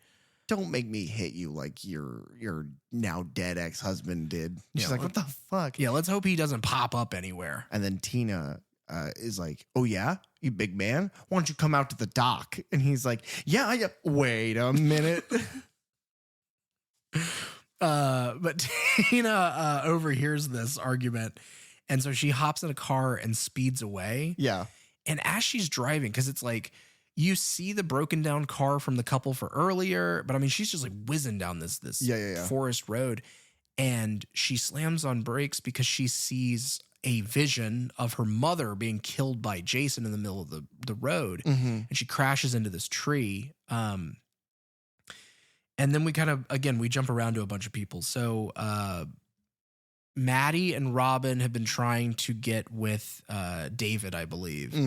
Robin makes some comment about like, "Maddie, you're going to need, a makeover or something." And so Maddie has now, the nerdy girl has kind of done her makeup, and she goes out looking for David. And she ends up just kind of wandering around like they all do in this movie. In all of these movies. And then someone's body, one of the guy's bodies, falls out of a tree and scares her, and she runs and hides in this like shack where Jason comes in. And this is, I think, the first time that we noticed Jason doesn't smash through doors in this movie. No. He actually uses a door properly. Multiple times. He does. Now, that's not to say he doesn't do it at all, because eventually he gets right back to he smashes windows like crazy. Yeah, but what we're saying is that to see him use a door handle feels alien. It would be like seeing a cat effectively use a typewriter. Number one, we didn't know you knew how to do that. And number two, you haven't thus far. Why start now? Yeah. You cat. Jason's a cat. But she hides from Jason. He ends up bursting through a wall and killing her with a scythe. He gets her. I mean, not that you really get to see any of that. You made the funniest. Oh my God. You made the funniest fucking point watching this movie. And it's the Dr. Cruz death, which we'll get to. But the Dr. Cruz death is like the 9th weapon that he uses to kill somebody. And they're all like farm tools or like household tools. And it's like the 9th weapon that he uses to kill somebody. You were like, is he just killing somebody, turning around, going back to like a shed, grabbing another power tool, going back out and killing someone else? And it's like, yeah, probably. Yeah, this is the shed. He has been chained under the water for 7 years. All he wants to do is kill people. That's a good point. Yeah, you bet your ass he's not going to just go, I got the machete. I'm just going to do it over and over again. Because they give them the machete so early. Right. And he like gets, a kill in or something. But then, Yeah, I mean, he doesn't want to get pigeonholed into just like one weapon. No. He's not going to get typecast as the machete guy. But he did. He did. Ben and Kate are having sex in the van. That's such a departure, but yes, they are. They hear a noise outside. They think it's Michael, who's the guy who they're throwing this party for in the first place. Not to be confused with Michael Myers, the famed dog eater. Which, of course, not to be confused with Dr. Gordon, the famed dog doctor. Yes. Oh man. But they plan to scare him, and they have like a party noisemaker thing. And so Ben goes out to investigate. Jason grabs him by the head and he crushes it like Jason is he likes to do sometimes. And man, we've gotten some pretty good head crushes in this series, and this is not one of them. No. If they could have done that effect fully, that would have been wild. Because it's like he crushes like a human head size thing down to something that could fit in between both your palms. Yeah.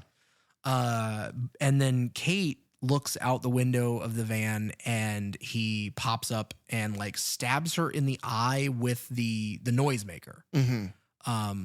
So kind of, I mean, it's a different sort of kill. But like if you're going to have a noisemaker, have him do something like, well, I don't know. Should I muse about how I would do a murder special effect? I mean, you can. So I remember in Mortal Kombat, I think 11 or 10, one of those, Jax, the guy with the metal arms, has this fatality where he like grabs somebody by their bottom and top jaw and he pulls their head open by like the Muppet mouth, essentially. Like it opens all the way. And so the top of their head is just kind of flat backwards. That's how Freddy died. Is it? Oh, yeah, it is.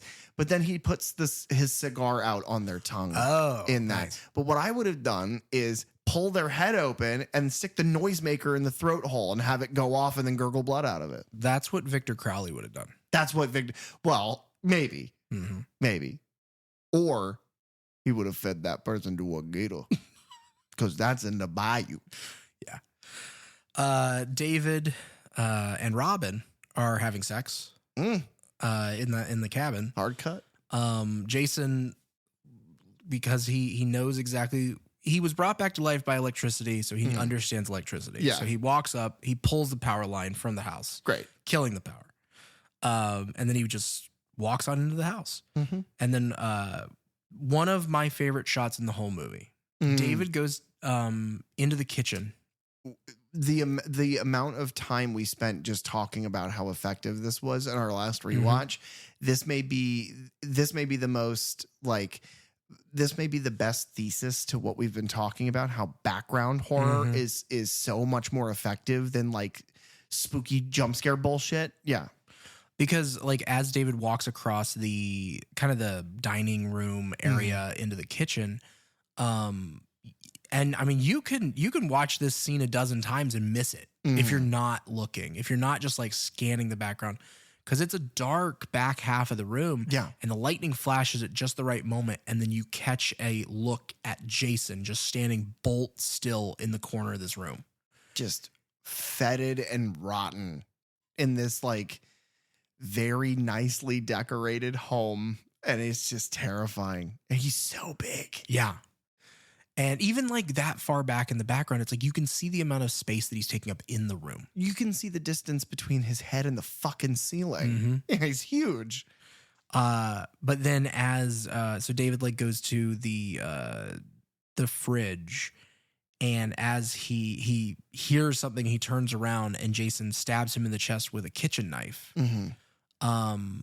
And I don't know. I love this little sequence so much.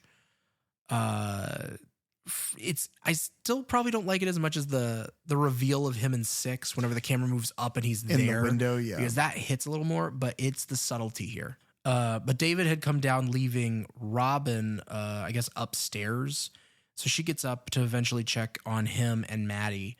And she goes into one of the bedrooms and hears a noise in a closet. When she opens it up, we get a cat jump scare, which we get in several movies that we've talked about. Who knows how long that cat had been in? Truly, because whenever she's talking to it, she's like, well, whose cat are you? And it's just like, how long? This is the first time you're seeing the cat. How long have you been in this house? All day? Yesterday? No, it's been like 3 weeks. Yeah. Cats are fine. You know? Yeah. They just eat clothes or whatever.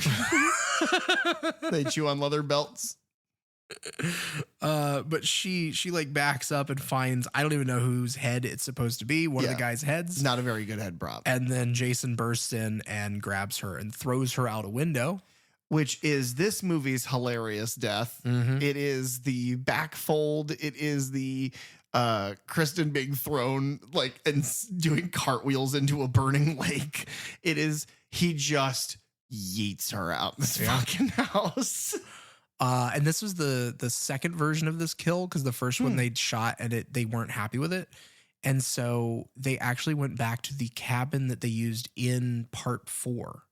Wow. And so they used that bedroom. Really? And then threw her out there. That's amazing. Because I guess they had it available to them. Where was Corey Feldman? He was in his backyard watching them dig up Jason, right? Okay. Eddie is the like sci-fi guy. He and Melissa. So Melissa being who and how she is, I guess, to get back at Nick for not wanting to sleep with her. I took it that way, and I also took it like, well, fine, I'm getting fucked. Like, yeah. I'm not the only person here who's not getting any tonight. Okay, that's fair. But she goes upstairs with Eddie, and they don't actually end up doing anything because, I don't know, she kind of gets annoyed by him. But he has come downstairs and he's like opening all of Michael's presents. Yeah. And like going through them, and Jason walks up behind him, and what's funny is I literally couldn't tell you what he kills him with. I have no idea. It's really strange. He's like next to a bunch of like potted plants, and he's like at the foot of this weird staircase, but it's very poorly lit. Yeah. I don't know why they would shoot it with such low light. Also, this is a room that we have not seen before. Yeah. It's really weird. Not from this angle, especially. It feels really incongruous with like the rest of your set pieces. Yeah. But yeah, I don't know. He must decapitate him because his head is then in that planter later. Maybe he decapitates him with a ukulele. Possibly. Because I'm looking at one right now. Tina and Nick, they have met back up in the woods at some point, and they find Michael's body wrapped around the tree like Dr. Cruz found earlier. They go back to the cabin, and she finds, she goes into that office. She finds the tent spike, so she knows that, you know, Dr. Cruz has been messing with her and like he hid that away from her. She finds a handgun in his drawer. Yeah. And my question for you is, did Dr. Cruz have that handgun because he was, just in case, he provoked Tina to the point that she became a psychic monster, and then he was going to have to put her down? My thought is that, you know, anybody can snap at any point. And, you know, if Tina decided to snap, maybe kill her mother, maybe kill her older sister or something, and eventually would become a psychopath who murders his way through, or sorry, excuse me, her way through, I don't know, Haddonfield. He could shoot her 6 times. Oh, let me tell you, that doesn't work. No. And then he has like newspaper clippings about Jason. So he also knew about the Jason like murders. This is the problem. is that none of the drama surrounding the life of our protagonist means anything to the plot, because the plot is about Jason and none of them matter in Jason's background. No. If these were people, if like Dr. Cruz was an older man, like a much older man, and was like Pamela Voorhees' therapist and was going there for like, you know, exposure therapy because he was almost killed by Jason or something. If anything that was related to Jason in any way was represented by our main character, that would mean something. But what's happening is that you have an entire storyline happening, and Jason is, and it has formed like a balloon, and Jason is a dulled pin that keeps threatening to pop it, because the second they clash, it's like, oh, well, then what the fuck was the therapist for? Yeah. Why is her mom even here? Like, what does her life, what does her dad being dead, what does any of that have to do with Jason is fucking loose again? Which is why that's the big problem that I have with the narrative of the movie and the pacing of the movie, which is you can't have both and have either be good.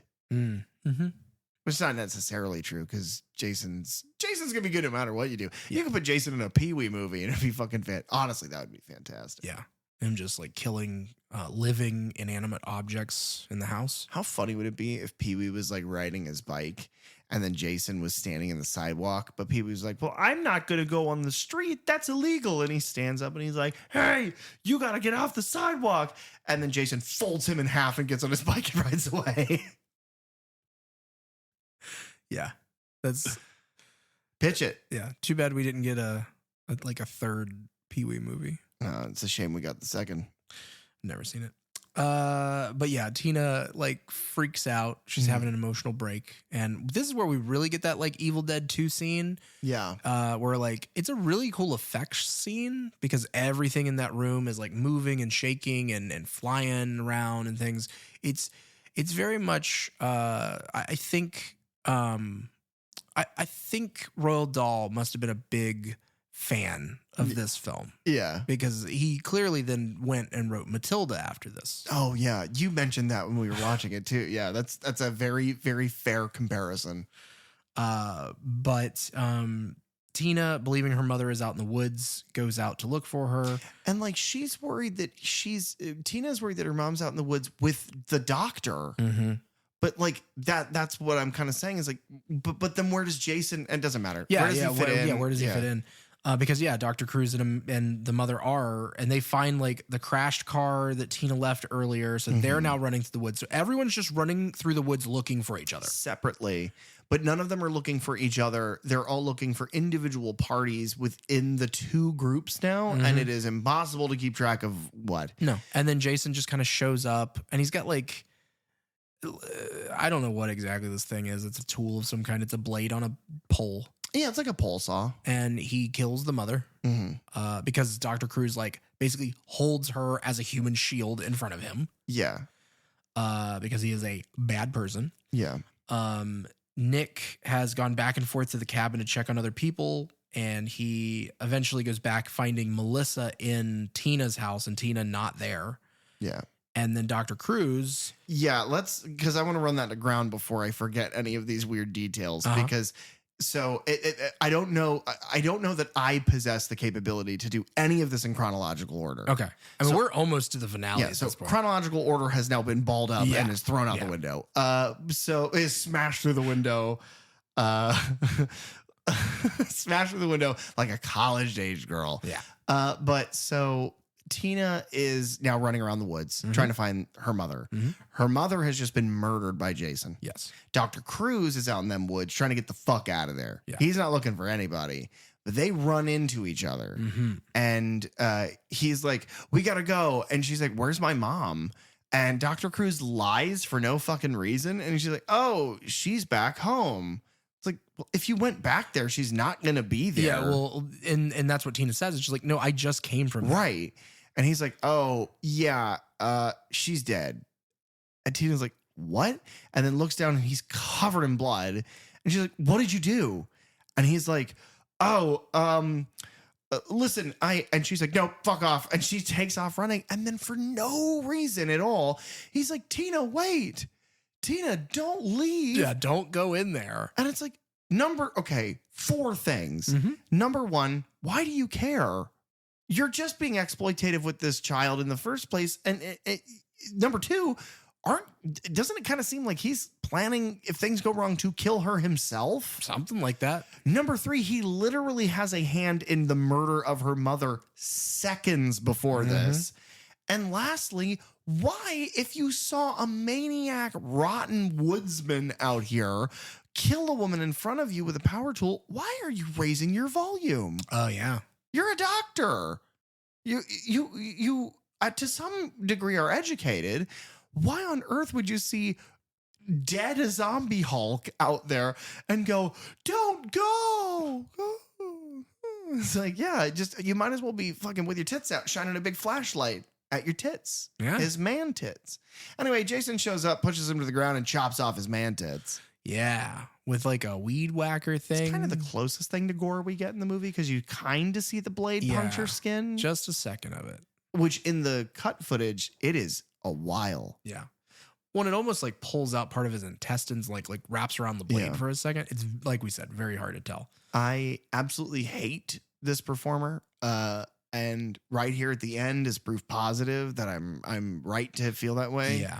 Because he like crosses his eyes and is like, ugh, and like holds this stupid face. You know, for someone who's most famous for playing a dead body, he plays a dead body terribly in this movie. That is amazing. Have you been waiting? Right now.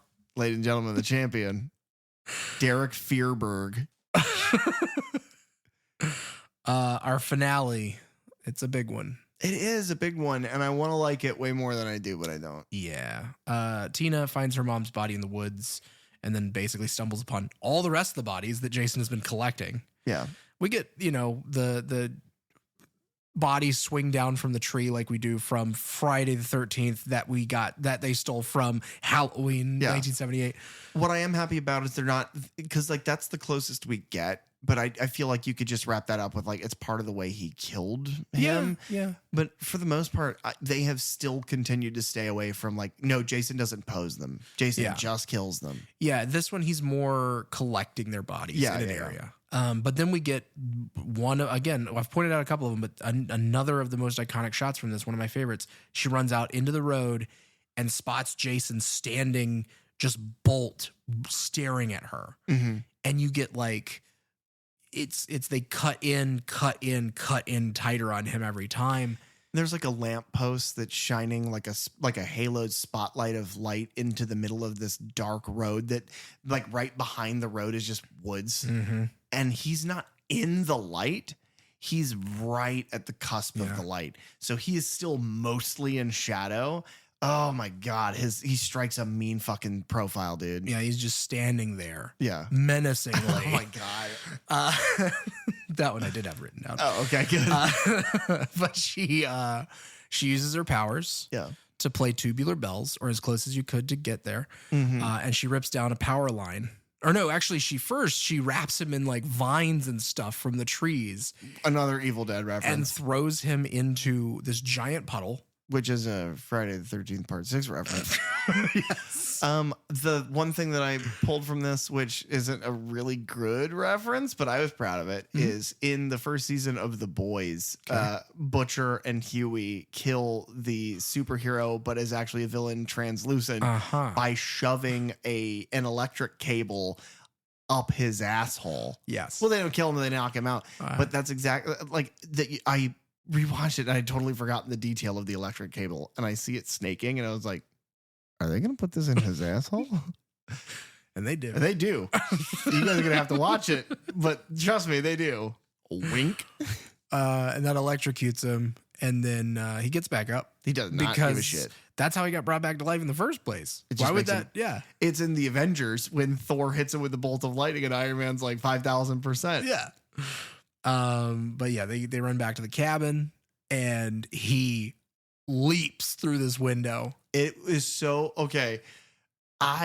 you and I laughed so hard that like I have an older dog. I have a 10-year-old dog, and he's like flopped on the ground asleep. We have just recently gotten a like now month-old kitten. Right. And the cat and the dog sprang up because you and I are laughing so it's fucking amazing. hard, dude. Because he like Spider-Man leaps through this. Yeah, he clears this window. It's amazing. And smashing it into sand. That is how Jason is supposed to enter rooms. Absolutely. Why the fuck would you ever write him using a doorknob? He does. Unless it is to rip out of the door and bludgeon someone to death with. But yeah, Tina uses her powers and throws a bunch of things at him, closes doors in front of him. The coolest two uses of the power are she like smashes him backwards and like he smashes through the cabin stairs. Yeah. Which is awesome. Crushing Harry Potter in the process. Mm-hmm. It's a real shame. Yeah. He then he comes back because of course he does. Yeah, well, she like hits him with this stuff and they run out and they do this insane stunt where he's on the porch and she makes the like roof of the porch collapse down onto him. Kane Hodder did that stunt for real. Like that is just really him having that dropped on him. Yeah. Which is funny because that's her MO. That's how she killed her own father. Wow. Just dropping a bunch of shit on him. But yeah, the other cool thing that she does with these powers is another kind of series a lot of iconic imagery from this film for the series for one that is not very good. Before we get there. Yeah. Because you want to talk about this. Yes. She leaves that cabin to go back to her cabin, which is where Nick and Melissa are. Oh, Jesus. Right. And so, you know, Melissa's doing her thing. Yeah. And then she goes to leave. Because she's like, you won't fuck me, fine. Uh-huh. And then Jason, who has been shown to use doors this movie, he's just kindly waiting out there for someone to open the door for him this time. And then he buries an axe in Melissa's face. Yeah. Before tossing her dead body across the room. And it's the physical performance here of Kane Hodder is hysterical. It's hysterical. What I will say is that this girl who's playing Melissa, her resume doesn't have a lot of stunt heavy shit. She sells that blow. She sells the surprise of seeing him, like the fearful surprise, but she sells that like the stunt. I don't know if it's her or if it's a different performer, but if it is, I mean, I can't imagine they have stunt doubles for everybody. If it is her, she does an amazing job. The whole point of her character is basically to dunk on Tina the entire movie and then look at Nick and be like, get over here and fuck me. You know? And he says no the whole time. And then Jason's like, yeah, you got it, but it's not what you think. Yeah. Got penetrated. Yeah, and then elsewhere. He uses her like a flat basketball. But yeah, this is where Jason chases them around for a bit, smashes through the stairs. Yeah. And then we get to, like you said, probably the most iconic thing from this movie. It's like even more, because in 6 we get the reveal of him coming back to life and he is rotten in his face. In this one, we have seen parts of his face through broken pieces of the mask. But now Tina is like blasting him with this energy from her brain meat. And his mask is like broken to pieces and like flies backwards.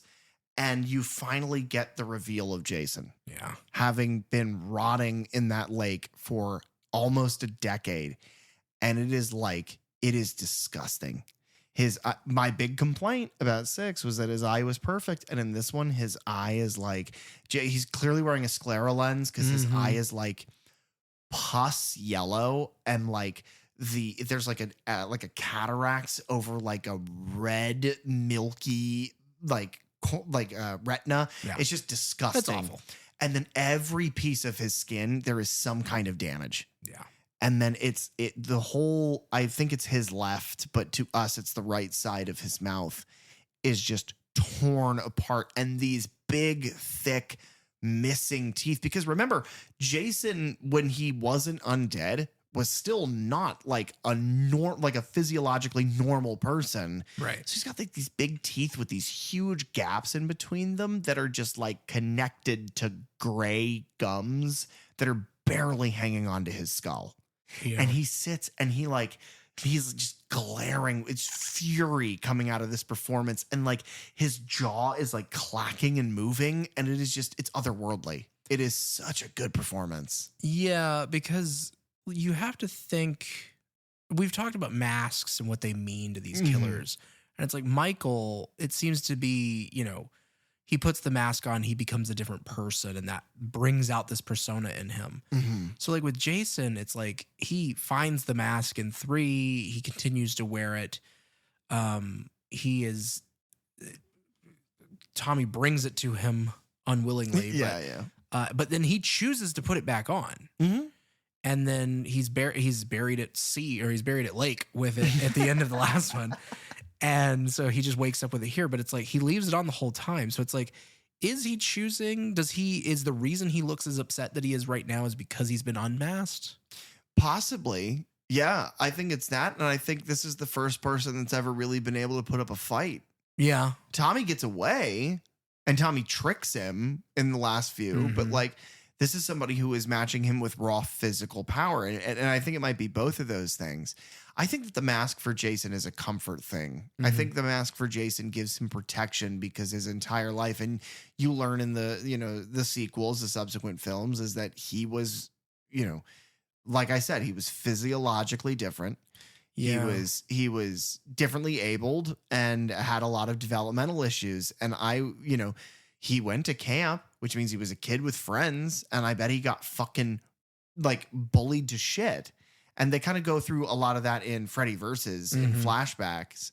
But it's kind of sad. Yeah. And then so those sparks of memory, even as this long dead, rotten corpse. It's without speaking a word and just with, what is that? 2 seconds, 3 seconds? With that much screen time to convey that much, because I don't think we're reading into that very much. No. I think he has a physical reaction and an emotional facial journey to this happening. And you can read a lot from that. And I think that just speaks to the power of Kane Hodder as a physical performer. Because it's not like we're looking at, it's not his face that's revealed. He is under makeup. Inches of makeup, yes. No, he does a great job here. She basically forces him down through the floor into the basement where he drags her down with him. Yeah. This is where we get our fire stunt. And she does some more Matilda shit and like sprays a bunch of nails at him and then hoses him down with like some gasoline and then like sets the furnace on fire and he catches on fire, does this whole stunt. And, Nick like drags her out of the basement and they run out to the dock and then they blow up the house. And I said to you out loud, it goes off. And I was like, they blew that house up. Yeah. Because there's no way it's a miniature. There's no way that the explosion was punched up digitally. Because they couldn't even really do that. But you could do fire stuff in post, but not anything like that. It's like, they had to have found a home. And you said maybe a facade, but I don't even think so. Yeah, I don't know. It's big, man. And it's big, but even with the way the camera moves, you can tell it was big. Oh, like a powerful explosion. You like see the shockwave more or less. But they blow up a house. What's funny, it's crazy. They didn't even ask. Buechler was like, are they asleep in there? And they're like, no, it doesn't. It looks like a vacation home. It doesn't look like they're there. And he's like, all right, well, go do it. The ratings board cut everything else out. We got to have something to make the movie good. Got to have the big finale. Come on. And they're like, okay, well, speaking of finale, because Jason, they blow up the house. Jason's fine, by the way. He's doing just fine. He goes out after them. And he's just on the dock. Yeah. And he like throws, Nick shoots him a couple times with the gun. The problem is, and you tried to warn him earlier, he only shoots him like 3 times. Got to shoot him 6 times. Got to be at least 6. It's not going to kill him, but it's going to knock him out a window. And then you'll at least survive to the next one, you know? Where you shoot him a handful more. Yeah, and then you do like 8 more of them, and it's really embarrassing by the end. But he knocks Nick like out and falls into a boat. And Tina gets that look in her eye of like that angry focus that she's had whenever she's been able to control things. And I was so excited the first time seeing this. I remember so distinctly being so excited because, again, I bought into this one pretty hard the first time I saw it, and I was like, oh, this is going to be awesome. Yeah. Like he's going to lift in the air. Like maybe he gets torn apart, or like maybe she like flings him back down in the lake. Nope. Hey, you guys, do you remember that dad in the beginning who slapped the fuck out of his wife and then his daughter killed? Oh, yeah. I wish we had done a flashback to that like 10 minutes later. No, they did. But then an hour and a half later, he then bursts out of the dock, rotten and a zombie, grabs Jason and drags him under the dock. Yeah?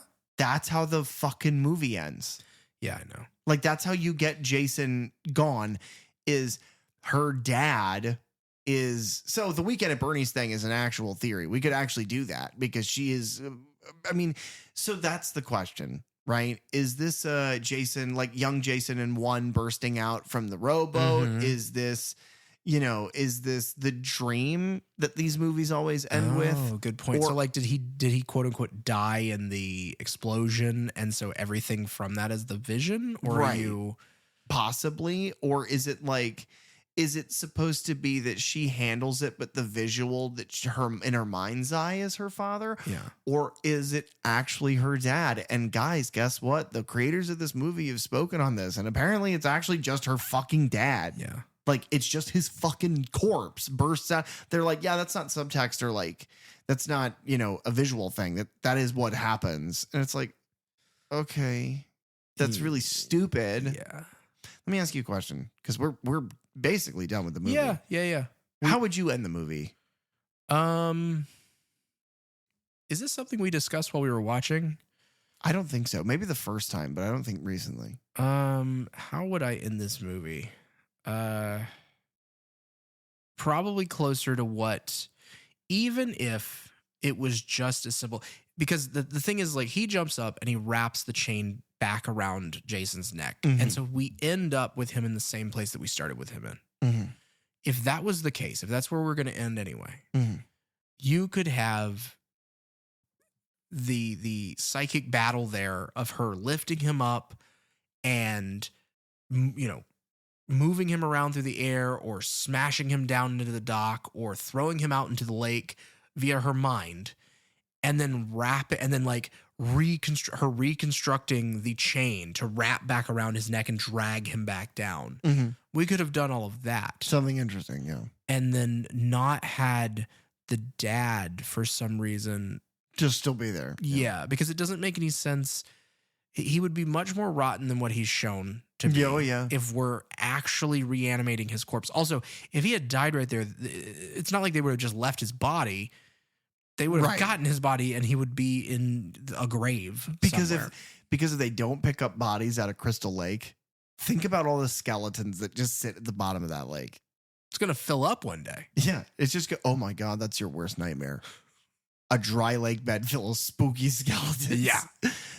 If I had to end the movie any specific way, what I would choose to do is I would have basically the same thing. I'd have, either a chain, or like I would, something like an old boat anchor or something, lash him that she has controlled with her mind.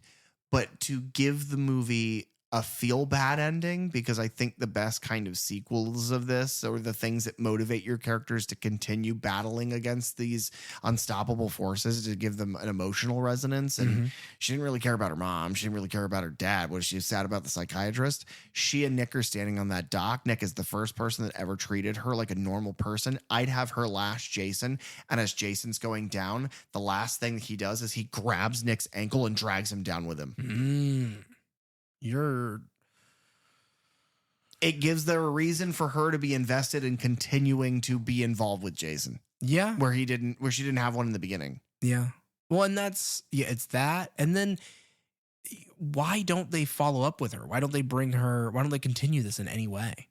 I don't know. She survives. Nick survives. The next morning, they're taken off in an ambulance. Let me ask you a serious question. Mm-hmm. Is she not the protagonist of the next movie? No. I remembered her being the protagonist in the next one. I don't believe she has any part in the next one. It's not the same character? No.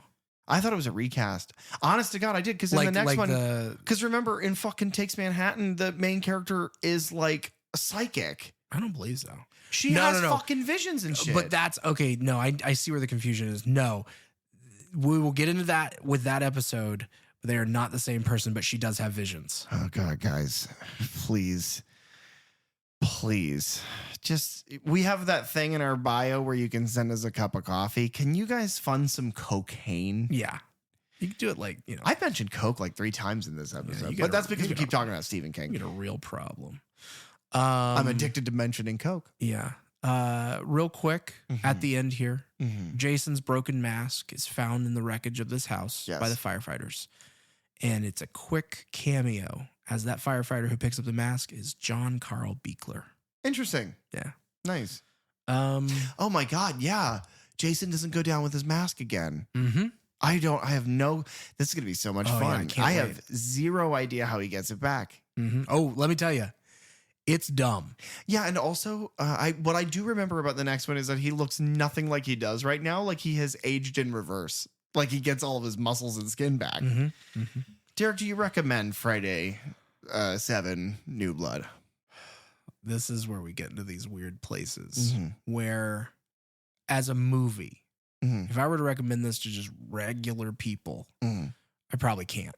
Yeah. But as like the next step in a Jason franchise, if you're kind of here for the long run, even if you skipped 5, sure, because almost doesn't matter. Yeah, no, 5 hasn't. Yeah, 5 is going to be the worst until a little while later. Yeah. So it's like, yeah, maybe. I don't recommend it as a film or a Friday movie. Okay. I like, hey, just watch a couple scenes with Jason in it. Yeah, because he looks great. Or just look at pictures of Jason from this movie. It's like, we mentioned this a couple episodes ago. Tom Savini had created his own design of like a demon version of Jason for that video game that went nowhere, but that he designed it. It's like, that's what this is to me. It's like, oh, this is cool concept art for Jason. But yeah, there's none of the kills are interesting enough. Oh, that's what I would recommend. You don't need to watch the movie. Google search the sleeping bag kill. Yeah. That's worth watching. Everything else. And I have been pretty harsh about some of these movies. Like, I don't recommend 3 either. I think 3 is completely skippable. So far of the 7 we've watched, I suggest skipping 3 of them. Yeah. But yeah, no, as much as I have fun watching these with you, and as much as I had fun discussing this, because I think we had a good discussion. I think it was fun to have, but that doesn't make a movie good. Yeah, no, that's a good point. Do you recommend Kane Hodder? That I do. Yeah, that I definitely do. He's got to be a little bit older, probably in his mid to late 60s at least. Yeah, I wish he would still do things. Yeah, I think. I mean, it could be just. I mean, you got to think the amount of years in the business doing stunts where he's having parts of buildings topple down onto him. Well, no, don't do the stunt anymore. But do the physical performance. Okay. Yeah, I mean, he does every once in a while. I saw a movie in theaters that he did I think it was last year. He and Bill Moseley were in a movie called... Oh my God, awesome. Like Hayride to Hell or something. It was, I mean, not great, but like their performances were great. Seeing them in a movie and playing against each other was great. Bill Moseley is similar to Kane in the sense that like... when they are in something, even if that thing is like 3 from Hell, you and I don't really care for that movie. No. But Bill Moseley is the best part of that movie by a fucking mountain's worth. Yes. And it's the same in this with Kane. I would say that, okay, so here's the plan, right? You and I have talked about it. We've talked about it on this show. Remember, we are Schrodinger's best of the Bay. We are both it and we have also lost in this moment. So... if we do win, remember our plan is to purchase Shudder, right? So what we'll do with Shudder, I think the first thing that we'll pitch in green light is, you know how like A24 is making that Crystal Lake TV show and it's going to focus on like Jason, but he's much younger and they've already gotten the actor and he's like kind of a smaller guy. Yeah. I don't know how any of that's going to look. I don't know how it's going to work. I'm checked out of the news of it at this point, so I can be surprised by it. We do the same thing. Okay. But we pitch a 10 episode season, a limited series of Victor Crowley, but it's Victor Crowley kills his way out of the bayou and into New Orleans proper. Okay. Kane doesn't do the stunts. We don't need to worry about that. Fucking Derek Mears we can get to do the stunt work, but Kane will do the physical performance of the character himself. Guys, we're about to do amazing things. Yeah. Or we're going to do nothing. Yeah. My idea would be to do a show with both of them, Bill Moseley and Kane Hodder. Okay. But it's like the Odd Couple sitcom, where it's Kane Hodder as Jason Voorhees and Bill Moseley as Chop Top from Texas Chainsaw Massacre Part 2. Why wouldn't it be Leatherface? You know, just living in a... Why wouldn't it be Freddy? Just living in... No. It's just them, though. It's not about the characters. It's about the people playing it. It's about Bill Moseley and Kane Hodder. So they're not their characters? Yeah, they are, but it's more about their performances as those characters, and they're living in a house together, and they're an odd couple, you know? You just like those characters. Yeah. Thanks for tuning into the Third Channel podcast. Please, if you have the time, rate, review, and subscribe on Apple Podcasts, Spotify, or any of your favorite podcast apps. You can follow us on social media at Third Channel Podcast, and you can find me online at @DRosenberg. You can also reach out to us at thirdchannelpodcast@gmail.com, where we check every message we swear. Third Channel is hosted by PJ Minette and Derek Rosenberg. Theme song and audio engineering by Fly Guy Ty. The logo designed by Bell DeVelco. Episode artwork by Nathan Walkington. Keep it tuned right here to the Third Channel for all things horror. And remember, don't touch that dial.